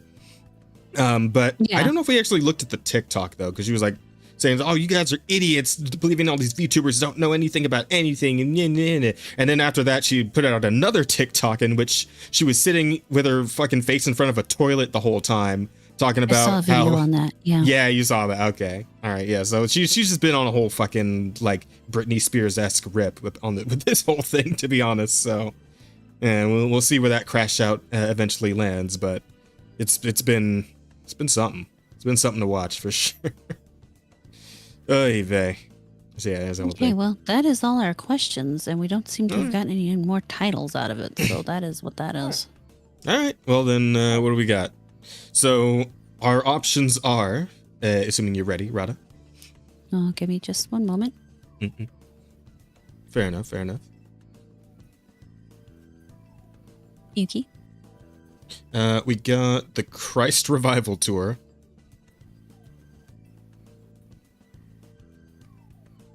We got the Hollow Dodgers versus the Nikkei Padres. I like that one. And I think actually my personal favorite for this one is Hail to the Jarnished. That one's good too. That is a good one. I really like that. That's one. solid. I hope that one wins. Same. All right, gonna go ahead and start this poll. All right, chat. All right. To vote. If I can get 6 votes, I'll be really happy. Yep. So pick your favorite, please. Yeah, Oh, make and everyone happy, chat. while they're doing that, you guys see that the Last of Us Season 2 went ahead and did it? And off Joel? Yeah. They done doed it. It was not great. The comments on it on Twitter have been amusing, to say the least. Yeah. What have they been saying? You know, it's been an interesting amount of people, both gamers and non-gamers, who hate it. And then there's this really, I mean, as always, there's this really small contingent who loved it. Of course. It is hilarious. The Glazers will always be there. Oh yeah. So. Oh yeah. I mean, you got people who are saying I hate gamers because they're pulling up the fucking Rotten Tomatoes score, and the Rotten Tomatoes score it's totally just negative. Fucking Kaguya. Name a character that went through more pain than her. Oh wait, everybody played The Last of Us Part 2. Fair enough. Wait, can I get like the latest? Oh wait, hang on. Got the Joel Last Part 2 now brought to life in Season 2, Episode 2. Has shattered viewers just as it did gamers 5 years ago. For those of us who played the game, we carry the weight of this loss in silence. Respect the unspoken pact not to spoil such a gut-wrenching moment. Joel's choice to save Ellie at the end of the first game set this entire tragedy in motion, etc., and so on and so on. Okay, I think this guy's like taking it seriously pretty much, but yeah. You deserve better. You deserved a better end, but you'll never be forgotten. Jesus, he's got a whole fucking eulogy for this fictional character in this post. All right, I mean, if it means that much to him, like, more power to him, I guess. As of Us Part 2 game fans preparing for the 2020 flashback story. Fuck. There you go. That's a good one. Oh man. 5 votes. If I can get just one more of you people to vote, that would be great. It's Hail to the Jarnished appears to be winning. Just one more vote. Have you not voted? Vote now. Make me happy. I will make happy sounds if you vote. Fucking stop being pussies, chat. Fucking vote already. Damn, bro. Woo! 7! Woohoo! Nice! Oh, way to go, guys! Sitting at a 51% audience score. Oof. Yeah, right. So that is 7 votes with a 71% to Hail to the Jarnished. Let's fucking go! The best one. Good job, chat. Well done. Well done. All right. We're gonna go ahead. Oh, now we're up to 8 with 62% to Hail to the Jarnished. But unless those other 2 people want to vote real fast, we're just gonna go ahead and end it and call it Hail to the Jarnished. So unless you really, really like the Hollow Dodgers versus the Nikkei Padres or Christ Revival Tour, I'm gonna give you about 5 seconds to click your vote button. All right, time's up. There we go. Wow, that was fast. I never said it was a real 5 seconds. Well, I'll tell you what, Rada. Now that you're back, why don't you tell the people what you're going to be up to? This week, I will not be making videos. I'm still trying to get everything back under control, to where things should be. And in order to do that, I need to be able to focus on actual life. However, the hope is we are back to videos next week.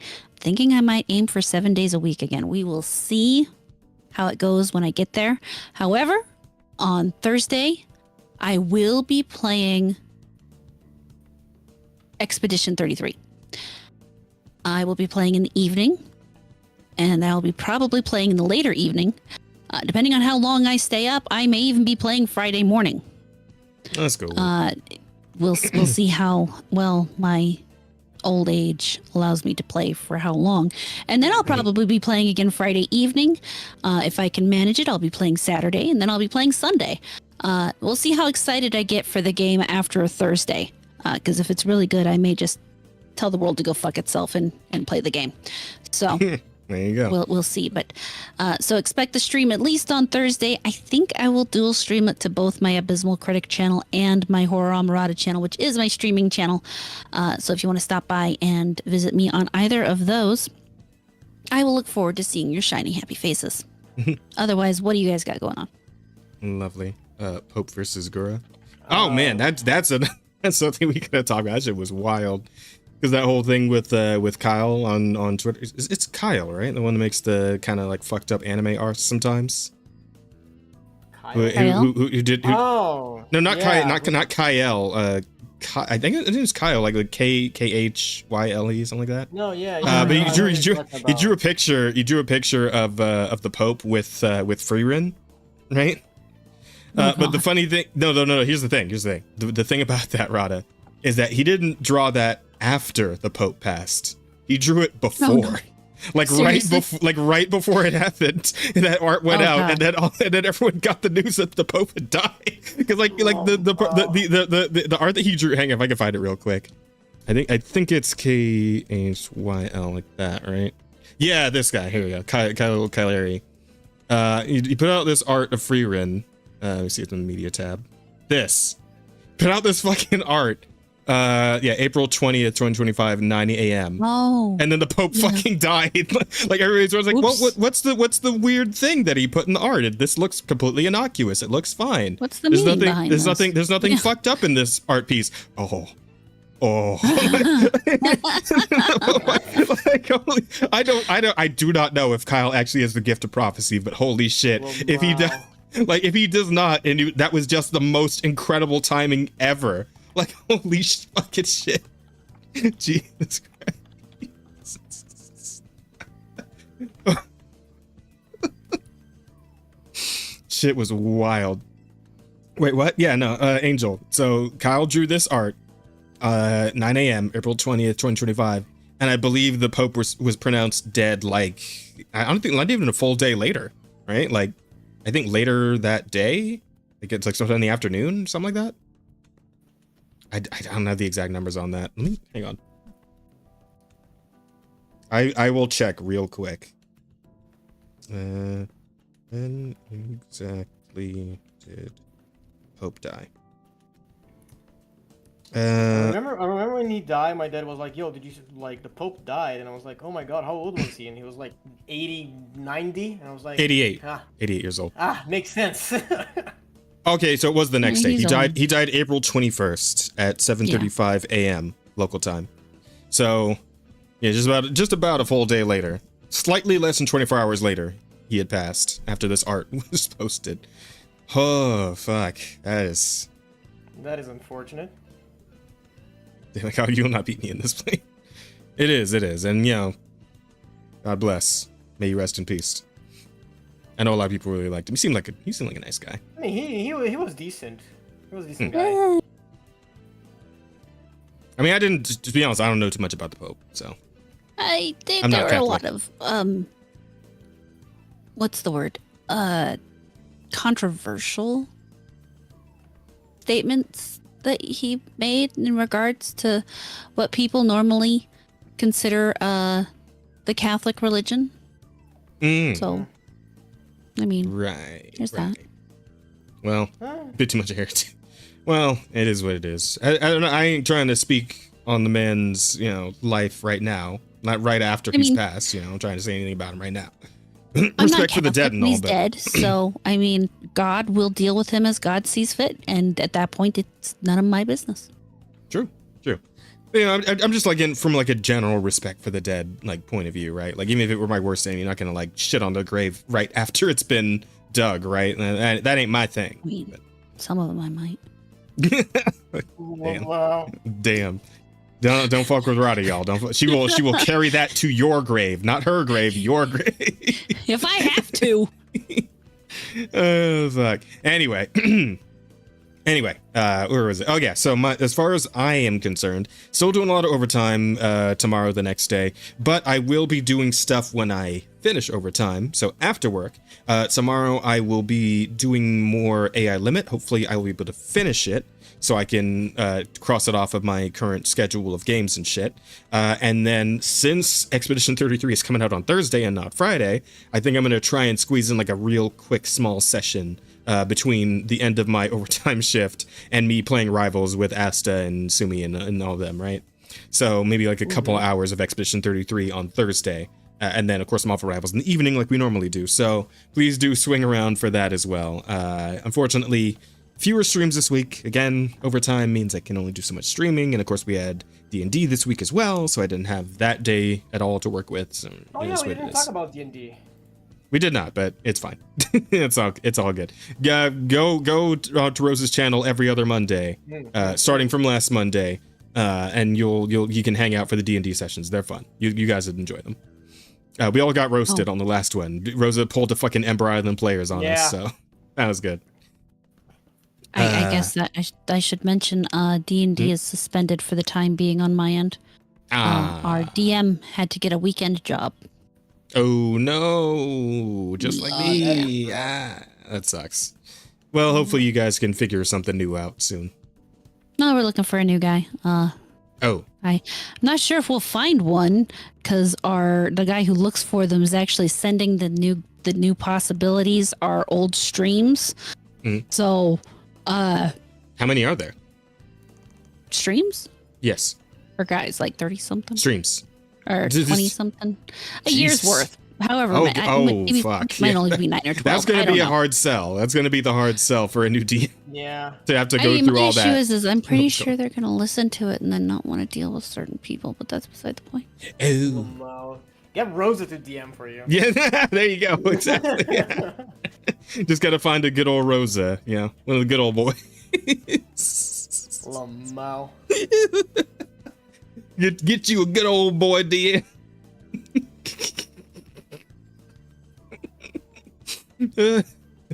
Oh fuck. Okay, I'm done.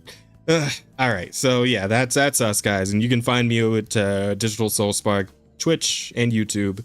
Rada is Roma Rada and the Abysmal Critic, and Asta, of course, you can find him on many different art platforms. What are all those art platforms, Asta? Where can they find you art? Twitter, Blue Sky, Newgrounds, Pixiv, VGen. Just fucking look for King_Rosier and you find me. I am taking work because I still need to pay bills. Sounds good, buddy. All right. Well, with that, I guess we'll go ahead and wrap it up for this week. We haven't actually figured out a guest for next week. Maybe I'll just grab Helmsman again or something. You know, I actually was thinking maybe I might reach out to Azahara and see if he'd want to come on again. It's been a while since he showed up on the stream, so yeah. And he usually knows all the goings on Twitter with like the VTuber dramas and all that shit. So that'd be fun to talk about every once in a while. See what all the other VTubers are getting up to, all their stupid shit. There's a lot of drama in that sphere lately, it looks like. As always. There's always a lot of drama in that sphere. Never mind. Yeah. Okay. So maybe I'll reach out and see if he ain't willing to come back on and hang out with us again. But guys, thank you all for being here. Appreciate every single one of you. We'll see you next week, same time, same day. And, take care of yourselves in the meantime. Eat something, drink something, get some rest. Definitely get some rest. Sleep is important. I'm telling you guys. But yeah, that's it for us. We're out of here. See you next time. Later. Bye, Chad. Have a good one.